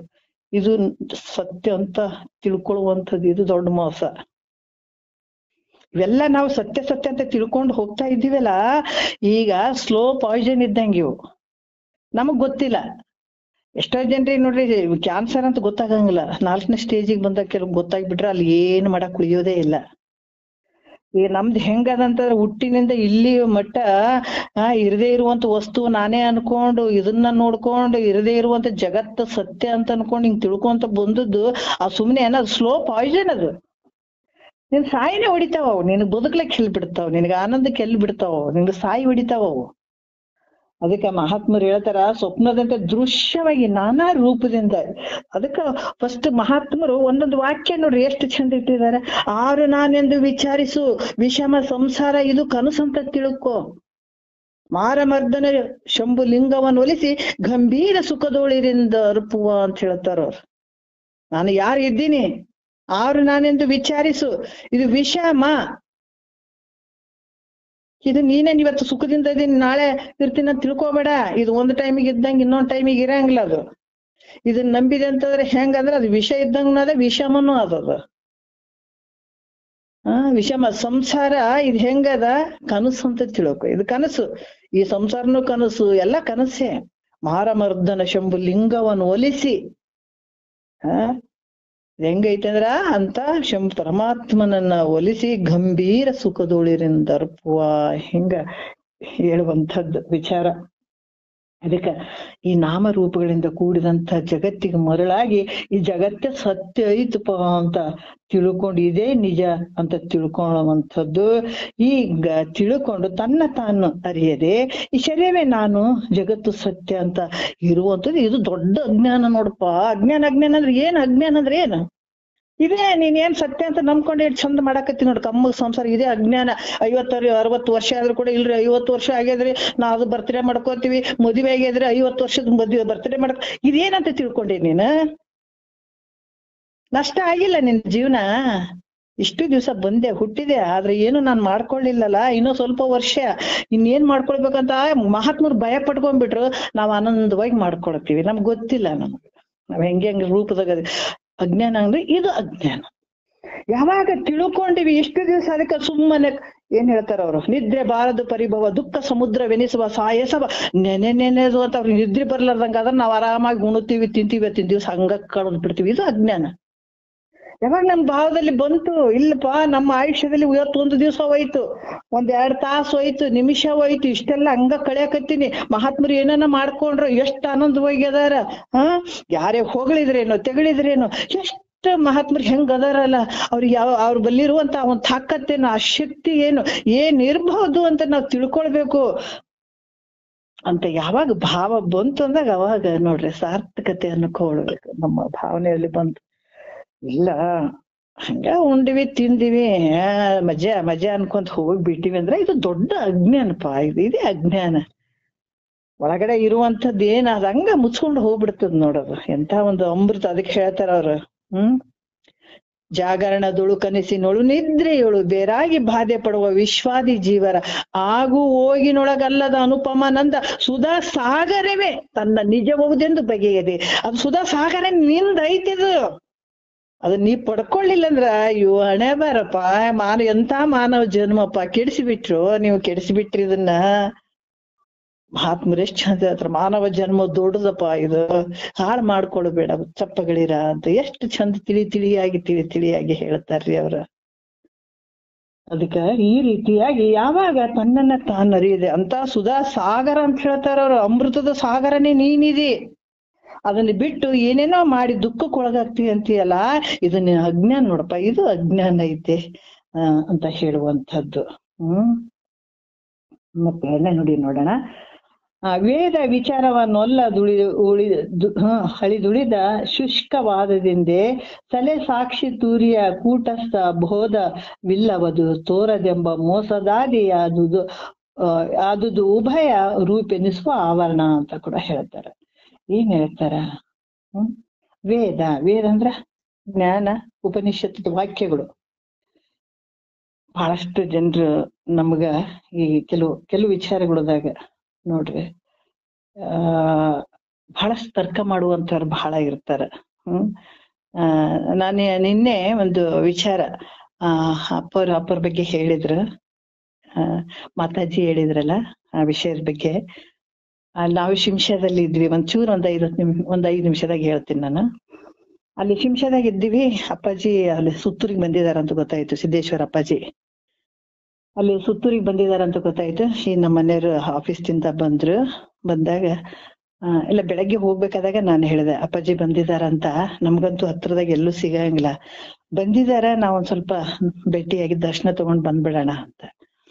ಅದಕ್ಕೆ ನಿಮ್ಮ ಆಫೀಸಾಗ ಸ್ವಲ್ಪ ನೋಡ್ರಿ, ಸ್ವಲ್ಪ ಅನುಕೂಲ ಮಾಡ್ಕೊಂಡ್ ಬನ್ರಿ ಅಂತ ಹೇಳಿದಾಗ ಆಯ್ತು ಅಂತಂದ್ರು.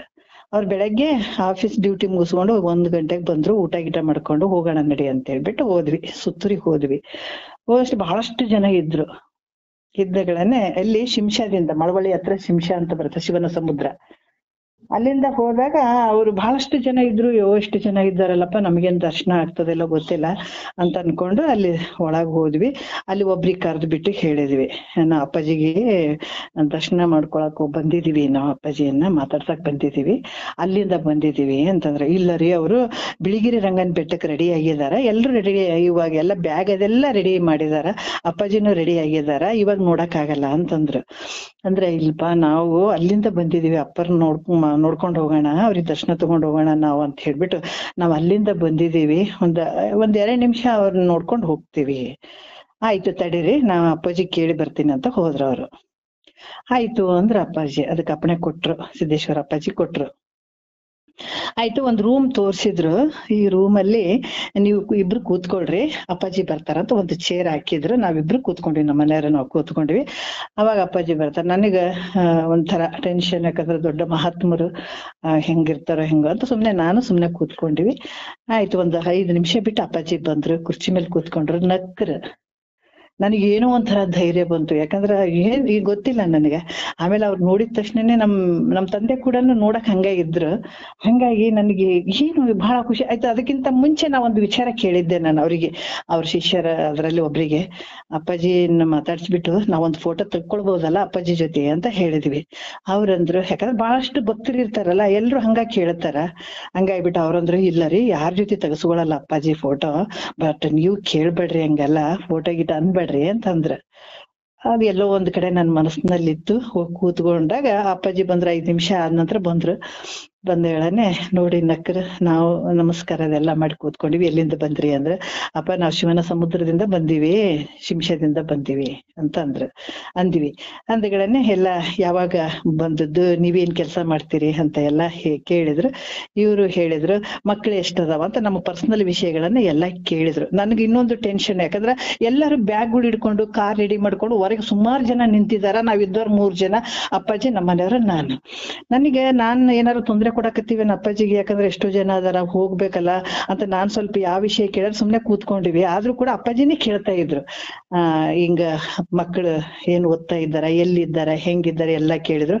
ಹಂಗ ಮಾತಾಡ್ತಾ ಬಂತು ವಿಷಯ. ಅಪ್ಪ ನಿಜಗುಂಡ್ರು ಶಾಸ್ತ್ರದ್ದು ನಾವು 1 ಗಂಟೆ ಮಾಡ್ತೀವಿ ಇಲ್ಲಿ ಅಂತಂದಾಗ ಅವ್ರಿಗೆ ಸ್ವಲ್ಪ ಆಶ್ಚರ್ಯ ಆಯ್ತು, ಕ್ಯೂರಿಯಾಸಿಟಿ ಇಂದ. ಅವ್ರಂದ್ರು, ಹೌದಾ, ಎಲ್ಲಿ ಕೇಳಿದ್ರಿ ಅಂದ್ರೆ, ಬಸವಾನಂದ್ರ ಅಂತಂದ್ರೆ ಅವರಿಗೆ ಅಪ್ಪರಿಗೆ ಸ್ವಲ್ಪ ಆತ್ಮೀಯತೆ ಇತ್ತು, ಅವ್ರ ಮೊದಲ ಅಲ್ಲಿ ಇದ್ ಮಾಡಿದ್ದು. ಆದ್ರೂ ಅವ್ರು, ಇಲ್ಪ ನಾವ್ ಹಂಗ ಮಾಡಿದ ನಂತರ ನಮಗ್ ಟ್ರಾನ್ಸ್ಫರ್ ಆಗಿಬಿಡ್ತು. ನಮಗೂ ಬಹಳ ಬೇಜಾರಾಯ್ತು. ಯಾಕೆ ಒಂದು ತಾಸು ಕಂಟಿನ್ಯೂ ನಾವು ಕೇಳುವಂಥವ್ರಿಗೆ ನಾನು ಯಾವತ್ತೂ ಕೇಳಿರ್ಲಿಲ್ಲ. ನಮ್ಗೆ ಅದು ಬೇಕಂತ ನಾನು ಯಾವತ್ತೂ ಕೇಳಿಲ್ಲ. ಈ ಶಾಸ್ತ್ರ ಒಂದ್ ಬಿಟ್ರೆ ಬೇರೆ ಯಾವ್ದು ಬೇಕಾಗಿಲ್ಲ ಅಂತ ಅನ್ಕೊಂಡವಳು, ಈ ತರ ನಮ್ಗ್ ಟ್ರಾನ್ಸ್ಫರ್ ಆಗಿಬಿಡ್ತು. ನಮ್ಗೆ ಏನು ತೋಚ್ಲಿಲ್ಲ. ಅದಕ್ಕೆ ಅವತ್ತಿನಿಂದನೂ 1 ತಾಸು 7 ಗಂಟೆಯಿಂದ 8 ಗಂಟೆವರೆಗೂ ನಾವು ಆ ಟೈಮನ್ನ ಯಾವತ್ತು ಮಿಸ್ ಮಾಡ್ಬಾರ್ದು ಅಂತ ಹೇಳ್ಬಿಟ್ಟು ಅದನ್ನ ಕಂಟಿನ್ಯೂ ಇಲ್ಲಿ ಮಾಡ್ತಾ ಇದ್ದೀವಪ್ಪ ಅಂತ ಹೇಳಿದೆ ನಾನು. ಅವಾಗ ಅವ್ರಂದ್ರು, ಹೌದಾ, ಯಾರು ಬರ್ತಾರ ಸುತ್ತಮುತ್ತ ಜನ ಅಂತಂದ್ರು. ಅಪ್ಪ ಯಾರು ಬರ್ತಾರಪ್ಪ, ಇದಕ್ಕೆಲ್ಲ ಯಾರು ಬರಂಗಿಲ್ಲ, ನಾವೇ ನಿರ್ಧಾರ ಮಾಡ್ಕೊಂಡಿವಿ. ನಮ್ಮನೆಯವ್ರು ಒಂದ್ ದಿವ್ಸ ಅವ್ರು ಹೇಳ್ತಾರೆ, ನಾನ್ ಕೇಳ್ತೀನಿ, ನಾನ್ ಹೇಳ್ತೀನಿ, ಅವ್ರು ಕೇಳ್ತಾರಪ್ಪ, ಯಾರು ಬರಲ್ಲ ಅಂತ ನಾವ್ ಹೇಳಿದ್ವಿ. ಹೇಳಿದ್ನಂದ್ರ ಬಹಳ ಖುಷಿಯಾಗಿ ಬಿಡ್ತವ್ರು. ಆಮೇಲೆ ನೀವು ಭಜನ್ಸ್ ಅದ್ ಮಾಡ್ತೀರೇನು ಅಂತಂದ್ರು. ಆಯ್ತು, ಮಾಡ್ತೀವಪ್ಪ, 10 ನಿಮಿಷ ಭಜನ್ಸ್ ಮಾಡ್ತೀವಿ. ಆಮೇಲೆ ಮತ್ತೆ ಒಂದ್ 2 ನಿಮಿಷ ಶ್ಲೋಕಗಳನ್ನ ಹೇಳ್ತೀವಿ. 10 ನಿಮಿಷ ಭಜನ್ಸ್ ಮಾಡಿ ನಂತರ ನಾವು ಕ್ಲಾಸ್ ಮಾಡ್ತೀವಿ. ನಿಜಗುಂಡ್ರ ಶಾಸ್ತ್ರ, ಕೈವಲ್ಯ ಪದ್ಧತಿ, ಪರಮಾನುಭವದೆ, ಅನುಭವ ಸರ, ಪರಮಾರ್ಥ ಗೀತೆ, ಇವು ಕಂಟಿನ್ಯೂ ಮಾಡ್ತೀವಿ ಅಂತ ಹೇಳಿದ್ಗಳೇನೆ ಅವ್ರಿಗೆ ಬಹಳ ಖುಷಿ ಆಯ್ತು. ಒಂದು ಭಜನ್ಸ್ ಹೇಳ್ರಿ ಅಂದ್ರು. ನಂಗಂತೂ ನನ್ಗೆ ಯಾವ ನೋಟ್ಸ್ ಏನು ಸ್ಲಿಪ್ ಒಯ್ದಿರ್ಲಿಲ್ಲ. ಯಾಕಂದ್ರೆ ಅಂತ ಮಹಾತ್ಮರ ಜೊತೆ ಅವ್ರ ಮುಂದ್ಗಡೆ ಕೂತ್ಕೊಂಡು ಹಾಡ್ಬೇಕಾದ್ರೆ ಕೆಲವು ವರ್ಡ್ಸ್ಗಳು ಹೇಳಕ್ಕೂ ಬರಂಗಿಲ್ಲ, ಹೆದರ್ಬಿಟ್ಟು. ನಂಗೆ ಸ್ವಲ್ಪ ಟೆನ್ಷನ್ ಆಯ್ತಲ್ಲೇ. ಆದ್ರೂ ನನ್ಗೆ ಅವಕಾಶ ಸಿಕ್ಕದಲ್ಲ, ಇದನ್ನ ಬಿಡಬಾರ್ದು ಅಂತ ಹೇಳ್ಬಿಟ್ಟು ಅವಾಗ ಶರಣು ಶರಣು ಶ್ರೀ ಗುರುದೇವ, ಶರಣು ಶರಣು ವರ ಗುರುದೇವ, ಶರಣು ಶರಣು ಪರ ಗುರುದೇವ, ಶರಣೆಂದಿತಿ ಜೀವ ಅನ್ನುವಂಥದ್ದು ಒಂದು ಭಜನ್ಸ್ ಇತ್ತು. ಅದು ಹೇಳಿದಾಗ ತುಂಬಾ ಖುಷಿ ಪಟ್ರು. ಕೊಟ್ಟು ಆಮೇಲೆ ಅವ್ರು ಹೇಳಿದ್ರು, ಎಂತ ಒಂದು ಅದ್ಭುತ ಕೆಲಸ ಮಾಡ್ತೀರಿ ನೀವು ಅಂತ ಅನ್ಕೊಂಡು ಖುಷಿ ಆಗ್ಬಿಟ್ಟು ಅವ್ರಂದ್ರು, ನನ್ಗ ಇದ್ರಲ್ಲಿ ಮೈಸೂರಾಗ ಬಹಳಷ್ಟು ಭಕ್ತರು ಅದಾರ, ಬಹಳಷ್ಟು ಭಕ್ತರ ಸಂಖ್ಯೆ ಬಹಳ ಐತೆ, ನಿಮ್ ನಂಬರ್ ಕೊಡ್ರಿ ನಂಗ ಅಂತ ಹೇಳ್ಬಿಟ್ಟು ನಂಬರ್ ಬರ್ಸ್ಕೊಂಡು ಅವ್ರದ್ದು ನಂಬರ್ ಕೊಟ್ರು ನಮಗ. ಮೈಸೂರದಾಗ ಇದ್ದಾರ ಬಹಳಷ್ಟು ಜನ ಅದಾರ, ನೀವು ಅವ್ರಿಗೆ ಭೇಟಿ ಆಗ್ಬೇಕು, ಹೋಗಿ ಆಗ್ರಿ ಅಂತಂದ್ರು. ಆಯ್ತಪ್ಪ ಅಂತ ಹೇಳ್ಬಿಟ್ಟು ನಾವು ನಂಬರ್ ತಗೊಂಡು ಸುಮಾರು ಹೊತ್ತು ಮಾತಾಡಿದ್ರು. ಎಷ್ಟು 1 ಗಂಟೆ 1 ಕಾಲು ಆಯ್ತು. ಆದ್ರೂ ಕೂಡ ನನಗೆ ಎಲ್ಲೋ ಒಂದ್ ತರ ಟೆನ್ಷನ್ ಐತೆ, ಯಾಕಂದ್ರೆ ಅಪ್ಪಾಜಿ ಆತರ ಮಾತಾಡ್ತಿದ್ರು, ನಮ್ದೇನೋ ಒಂದು ಭಾಗ್ಯ ಅಂತ ಕೂಡ ಬಹಳ ಸಂತೋಷ ಆಯ್ತು. ಆಮೇಲೆ ನಾನಂದೆ, ಹೆಂಗೂ ಹತ್ರ ಬಿಟ್ಟಿದಾರ, ಕೇಳೋಣ ಅಂತ ಹೇಳ್ಬಿಡ, ಅಪ್ಪ ನಿಮ್ ಜೊತೆ ನಾವ್ ಒಂದ್ ಫೋಟೋ ತೆಗ್ಸ್ಕೋಬೋದಾ? ತೆಗ್ಸ್ಕೊಳ್ರಿ, ಆರಾಮಾಗಿ ತೆಗ್ಸ್ಕೊಳ್ರಿ. ಅವ್ರು ನಮಗ್ ಯಾರು ಬೇಡ ಅಂತಂದಿದಾರ ಅವ್ರನ್ನ ಕರೆದ್ಬಿಟ್ಟು ಫೋಟೋ ತೆಗಿಯೋ ಅಂತ ಹೇಳ್ಬಿಟ್ಟು 1 4-5 ಫೋಟೋ ನಮ್ ಜೊತೆ ತೆಗೆಸ್ಕೊಂಡ್ರ ಅಪ್ಪಾಜಿ. ಆಮೇಲೆ ಹೋಗೋ ಸಂದರ್ಭದಲ್ಲಿ ಬಹಳಷ್ಟು ಅವ್ರ ಹಿಂದ ಮುಂದಾನೆ ನೋಡ್ತಾ ಇದ್ರು. ನಮ್ ಭಾಗ್ಯ ಅಂತ ಅನ್ಕೊಳ್ತೀನಿ ನಾನು. ಆಮೇಲೆ ಸುಮಾರು ಹೊತ್ತು ನಮ್ ಜೊತೆ ಮಾತಾಡಿ ಎಲ್ರು ನಿಂತಿದ್ರು. ಆಮೇಲೆ ಹೊರಗಡೆ ಬಂದು ಎಲ್ಲರಿಗೆ ಕರೆದು ಬಿಟ್ಟು ಹೇಳಿದ್ರು, ಇವರಿಬ್ರು ಗಂಡ ಹೆಂಡತಿಗೆ ನೀವು ಪ್ರಸಾದ್ ಮಾಡಿ ಕಳಿಸ್ಲೇಬೇಕು ಅಂತ. ಅಲ್ಲಿ ಮುಂದಕ್ಕೆ ಹೋದ್ರು, ಮತ್ತೊಂದ್ ಸ್ವಲ್ಪ ಜನರಿಗೆ ಕರೆದು ಹೇಳಿದ್ರು. ಇನ್ನೊಂದ್ ಸ್ವಲ್ಪ ಮುಂದಕ್ಕೆ ಹೋದ್ರು, ಮತ್ತೊಂದ್ ಸ್ವಲ್ಪ ಜನರಿಗೆ ಕರೆದ್ಬಿಟ್ಟು ಅವ್ರಿಬ್ರಿಗೆ ಹಂಗ ಕಳಿಸ್ಬೇಡ್ರಿ, ಪ್ರಸಾದ ಮಾಡ್ಸಿ ಕಳಿಸ್ರಿ ಅಂತ ಸುಮಾರು ಜನರಿಗೆಲ್ಲ ಹೇಳ್ಬಿಟ್ಟು ಅವ್ರು ಹೋದ್ಮೇಲೆ ನಮಗ ಅವರೆಲ್ಲಾ ಹೋಗಿ ಪ್ರಸಾದ ಎಲ್ಲಾ ಮಾಡಿಸಿ ನಮ್ಮನ್ನ ಕಳಿಸ್ಕೊಟ್ರು. ಆದ್ರೆ ಇನ್ನು ಒಂದು ವಿಷಯ ಅಂದ್ರ ನಮಗೇನ ಅಪ್ಪಾಜಿಗೆ ಸಾವಿರಾರು ಭಕ್ತರು ಅದಾರ. ಆದ್ರೆ ನಮ್ಮಂತ ಭಕ್ತರು ಬೇಕಾದಷ್ಟು ಜನ ಬಂದಿರ್ತಾರ. ನಂಗೆಲ್ಲೋ ಒಂದ್ ಕಡೆ ಅಷ್ಟೊಂದು ಇರಂಗಿಲ್ಲ. ನಮ್ಗೆ ಯಾವಾಗ ಟೈಮ್ ಆಗ್ತದ, ಯಾವಾಗ ಸಂದರ್ಭ ಇವ್ರಿಗೆ ಆಫೀಸ್ ಫ್ರೀ ಇರ್ತದ, ಅವಾಗ ನಾವು ಮೈಸೂರ್ಕ್ ಹೋಗಿ ಈ ನಂಬರ್ ಇಟ್ಕೊಂಡು ಅವ್ರನ್ನ ಹುಡುಕಿ ಕಾಂಟ್ಯಾಕ್ಟ್ ಮಾಡಿ ಅವ್ರ ಭೇಟಿಯಾಗಿ ಬರೋಣ ಅನ್ನುವಂತ ಭಾವ ನನ್ಗಿತ್ತು. ಯಾಕಂತಂದ್ರ ನಮ್ಮಂತವ್ರು ಎಷ್ಟೋ ಜನ ಇರ್ತಾರ ಅಪ್ಪಾಜಿಗೆ, ನಮ್ದೇನು ಅಷ್ಟ್ ಇರಂಗಿಲ್ಲ. ನಾವ್ ಆದ್ರೂ ಕೂಡ ಯಾವಾಗ ನಮಗ್ ಫ್ರೀ ಇರ್ತದ, ಫ್ರೀ ಇದ್ದಾಗ ಬೆಳಗ್ಗೆ ಹೋಗಿ ಸಂಜೆ ತನನು ಹುಡುಕಿ ನೋಡಿ ಮಾಡ್ಕೊಂಡ್ ಬರೋಣ ಅನ್ನೋದಿತ್ತು. ಒಂದ್ 4 ದಿವಸ ಆಗಿರ್ಲಿಲ್ಲ, ನಮಗ್ ಮೈಸೂರ್ಲಿಂದ ಒಂದು ಫೋನ್ ಬಂದಾಗನೆ, ಅಮ್ಮ ನೀವು ಅಪ್ಪಾಜಿ ಫೋನ್ ಮಾಡಿದ್ರು, ಶಿಂಷಾದ್ಲಿಂದ 2 ಗಂಡ ಹೆಂಡತಿ ಬಂದ್ರ ಅಂತ ಕೇಳಿದ್ರು, ನೀವ್ ಯಾವಾಗ ಬರ್ತೀರಿ ಅಂತ. ಫುಲ್ ಟೆನ್ಷನ್ ಆಗ್ಬಿಡ್ತು ನಮಗ. ಅಯ್ಯಪ್ಪ ಅಪ್ಪರು ಈ ತರ ಕೇಳ್ತಾ ಇದ್ದಾರ, ಬೇಡ ರೀ ನೀವ್ ಹೆಂಗಾರ ಲೀವ್ ಹಾಕಿದ್ರು ಪರವಾಗಿಲ್ಲ ಹೋಗಿ ಬರೋಣ ಅಂತ ಹೇಳ್ಬಿಟ್ಟು ಇಮ್ಮಿಡಿಯೇಟ್ಲಿ ಹೋದ್ವಿ. ಅಲ್ಲಿ ಸದಾಶಿವ ಗುರುಗಳು, ಆಮೇಲೆ ಎಲ್ಲಾ ಬಳಗ ಇತ್ತು, ಅವರೆಲ್ಲಾ ಕರೆದ್ರು. ಆಮೇಲೆ ಅಲ್ಲಿ ಪ್ರತಿಯೊಂದು ಫಂಕ್ಷನ್ಕ್ ನಮಗ ಉದ್ಘಾಟನೆಗ್ ಕರೆದ್ರು, ಪ್ರವಚನಕ್ ಕರೆದ್ರು. ಅಲ್ಲಿ ಸುತ್ತಮುತ್ತ ಭಾಗ ಎಲ್ಲ ಬಹಳಷ್ಟು ಪ್ರೀತಿಯಿಂದ ನೋಡ್ಕೊಂಡ್ರು. ಸುಮಾರು ಒಂದ್ 4-5 ಗಾಡಿ ಜನ ನಮ್ಮ ಹತ್ರನೂ ಬಂದ್ರು. ಹಂಗಾಗಿ ಇದೆಲ್ಲ ಅಪ್ಪಾಜಿ ಒಂದು ಪ್ರೇರಣೆ ಅಂತ ಅನ್ಕೊಳ್ಬೇಕು. ಪ್ರತಿಯೊಂದು ಈ ತರ ಬಹಳಷ್ಟು ಯಾವ್ದೇ ಒಂದು ಫಂಕ್ಷನ್ ಆದ್ರೂ ಕೂಡ ಅವ್ರನ್ನ ಕರೆಸ್ರಿ ಅಂತ ಹೇಳ್ಬಿಟ್ಟು ಕರೆಸ್ತಿದ್ರು. ಸುತ್ತರಿಗೆ ಒಂದ್ 2-3 ಫಂಕ್ಷನ್ ಇದ್ದಾಗ ಒಂದು ಫಂಕ್ಷನ್ ಕರ್ಸಿದ್ರು, ಹೋಗಿದ್ವಿ. ಹಿಂಗೆಲ್ಲ ನಡೆದಂತದ್ದು. ಯಾಕಂದ್ರೆ ಅದು ನಮ್ಮ ಒಂದು ಭಾಗ್ಯ ಅಂತ ಅನ್ಕೊಳ್ಬೇಕು. ಯಾವ ಜನ್ಮದ ಪುಣ್ಯ ಏನೋ, ಅದಕ್ಕೆ ಮುನ್ನ ನಾನೇನು ಪುಣ್ಯಗಳ ಮಾಡಿರ್ದೇನೋ ಅನ್ನುವಂಗ ಯಾವ ಪುಣ್ಯದ ಒಂದು ಪ್ರಭಾವ ಅಂತ ಅನ್ಕೊಳ್ಬಹುದು. ಆಮೇಲೆ ಇನ್ನು ಕೆಲವೊಂದು ವಿಷಯಗಳು ನಡೆದು ಮತ್ತೆ ನೋಡೋಣ. ಆಮೇಲೆ ಯಾಕೆ ಈ ವಿಚಾರ ಬಂತು ಅಂತಂದಾಗ, ಈ ಒಂದು ವಿಚಾರದಲ್ಲಿ ಯಾಕಂದ್ರೆ ಆವರಣದ ಒಂದು ಸ್ವರೂಪದ ವಿಚಾರ ಹೆಂಗೈತಂದ್ರ, ಆವರಣ ಸ್ವರೂಪವನ್ನ ಹೆಂಗ್ ಹೇಳ್ತಾರೆ ಕೆಲವರು ಏನ್ ಹೇಳ್ತಾರ, ವೇದ ವಿಚಾರವನ್ನು ವೇದದ ಒಂದು ವಿಚಾರವನ್ನ ಸ್ವೀಕಾರ ಮಾಡಂಗಿಲ್ಲ. ಮಹಾತ್ಮರ ವಾಕ್ಯಗಳಂದ್ರೆ ಏನು, ಅದರಿಂದ ಏನಾಗ್ತದ, ಇದರಿಂದ ಏನಾಗ್ತದ ಅನ್ನುವಂಥದ್ದು ಬರೀ ಒಂದು ತರ್ಕದಲ್ಲಿ ಬಿದ್ದಿರ್ತಾರ. ಅವ್ರೇನ್ ಹೇಳ್ತಾರ, ಇವ್ರೇನ್ ಹೇಳ್ತಾರ ಅನ್ನುವಂಥದ್ದು. ಅದಕ್ಕೆ ಕೆಲವೊಂದು ವಿಚಾರದಾಗ ಅಜ್ಞಾನದ ನಂತರ ಅದ್ರ ಅಜ್ಞಾನದ ಕಾರ್ಯ ಆದಂಥದ್ದು ಯಾವುದು, ಆವರಣ. ಆವರಣ ಹೆಂಗ್ ಮಾಡ್ತದ ಅಂತಂದ್ರ, ಅದು ದಶಮನು ತನ್ನನ್ನ ಮರೆತು ನಂತರ ದಶಮನಿ ಇಲ್ಲ, ಅದರಿಂದ ತೋರ್ತಾ ಇಲ್ಲ. ಇದ್ರ ತೋರ್ತಿದ್ದ, ಅದು ತೋರ್ತಾ ಇಲ್ಲ, ಇದ್ರ ತೋರ್ತಾ ಇದ್ನಂತ ಅನ್ನುವಂತ ಭಾವನೆ ಬರುವಂಥದ್ದು. ಅದಕ್ಕೆ ಇಲ್ಲೆನ್ನುವಂಥದ್ದು. ಅದಕ್ಕ ಅಸಾಧ ಆವರಣ ಅಂತ ಕೂಡ ಹೇಳ್ತಾರ. ಮತ್ತ ತೋರುದಿಲ್ಲ ಅನ್ನುವಂಥದ್ದು ಅಭಾನ ಆವರಣ ಅಂತ ಕೂಡ ಹೇಳ್ತಾರೆ. ಇದ್ರ 2 ರೀತಿಯಿಂದ ಹೇಳ್ತಾರ ಆವರಣ. ಅದು ಇಲ್ವೇ ಇಲ್ಲ ಅಂತ ಅನ್ನುವಂಥದ್ದು ಅಸಾಧ ಆವರಣ ಅಂತ ಅದಕ್ಕೆ ಹೇಳ್ತಾರ. ಅದು ತೋರದೇ ಇಲ್ಲ ಅನ್ನೋಂಥದ್ದು ಅಭಾವ ಆವರಣ ಅಂತ ಕೂಡ ಹೇಳ್ತಾರೆ. ಅದಕ್ಕೆ ಇದ್ರಂಗ ಒಂದು ಈ ಯಾವ ರೀತಿ ಅಂದ್ರ ಒಂದನ್ನೊಂದ್ ದಿವ್ಸ, ಯಾಕಂದ್ರೆ ಸತ್ಸಂಗದಿಂದ ಆತ್ಮ ವಿಚಾರ ಅಲ್ಲಿ ವಿಚಾರ ಬಂದಾಗ ಈ ದೇಹ ಆತ್ಮ ಅನ್ನುವಂಥದ್ದಾಗಿರ್ಬೋದು, ಇದೇ ನಾನು ಇದ್ದೇನೆ ಅನ್ನುವಂಥದ್ದಾಗಿರ್ಬಹುದು. ಈಗ ನಾನು ಹೇಳುವುದು ನನ್ನ ಅನುಭವ. ಯಾಕಂತಂದ್ರೆ ಈಗ ಮಾಮೂಲಿ ಹೇಳುವಂಥದ್ದು ಇದು ಹೇಳಿದ್ರು ಕೂಡ ಅದು ಅಜ್ಞಾನ ದೃಷ್ಟಿಯಿಂದ, ಇದು ಒಂದು ಆವರಣ ದೃಷ್ಟಿಯಿಂದ ಅಲ್ಲಿ ಹೇಳಿದ್ರು ಕೂಡ ಇದೆಲ್ಲ ಶ್ರುತಿ ವಾಕ್ಯಕ್ಕ ವಿರೋಧ ಆಗ್ತದೆ.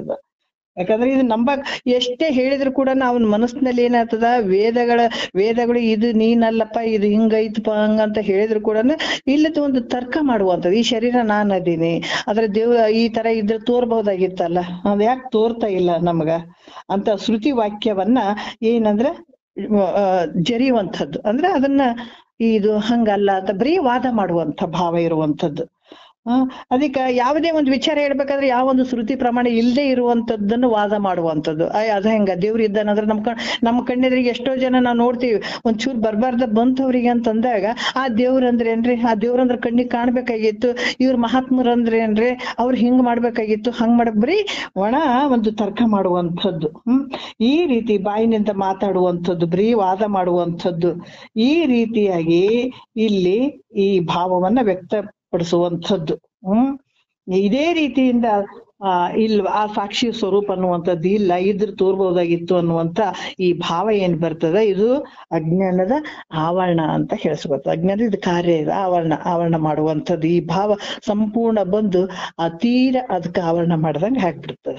ಈ ರೀತಿಯಾಗಿ ಅಂದ್ರೆ ಈ ಶ್ರುತಿ ಪ್ರಮಾಣಗಳನ್ನ ನಂಬದೇ ಇರುವಂಥದ್ದು. ಅದ್ರಾಗ ಏನ್ ಹೇಳ್ಯಾರ, ಇದ್ರಾಗ ಏನ್ ಹೇಳ್ಯಾರ, ಅದ್ರ ಮಾತುಗಳನ್ನ ಸಂಪೂರ್ಣವಾಗಿ ಅದ್ ತಿರಸ್ಕಾರ ಮಾಡುವಂಥದ್ದು, ಗುರುವಾಕ್ಯವನ್ನ ನಂಬದೇ ಇರುವಂಥದ್ದು.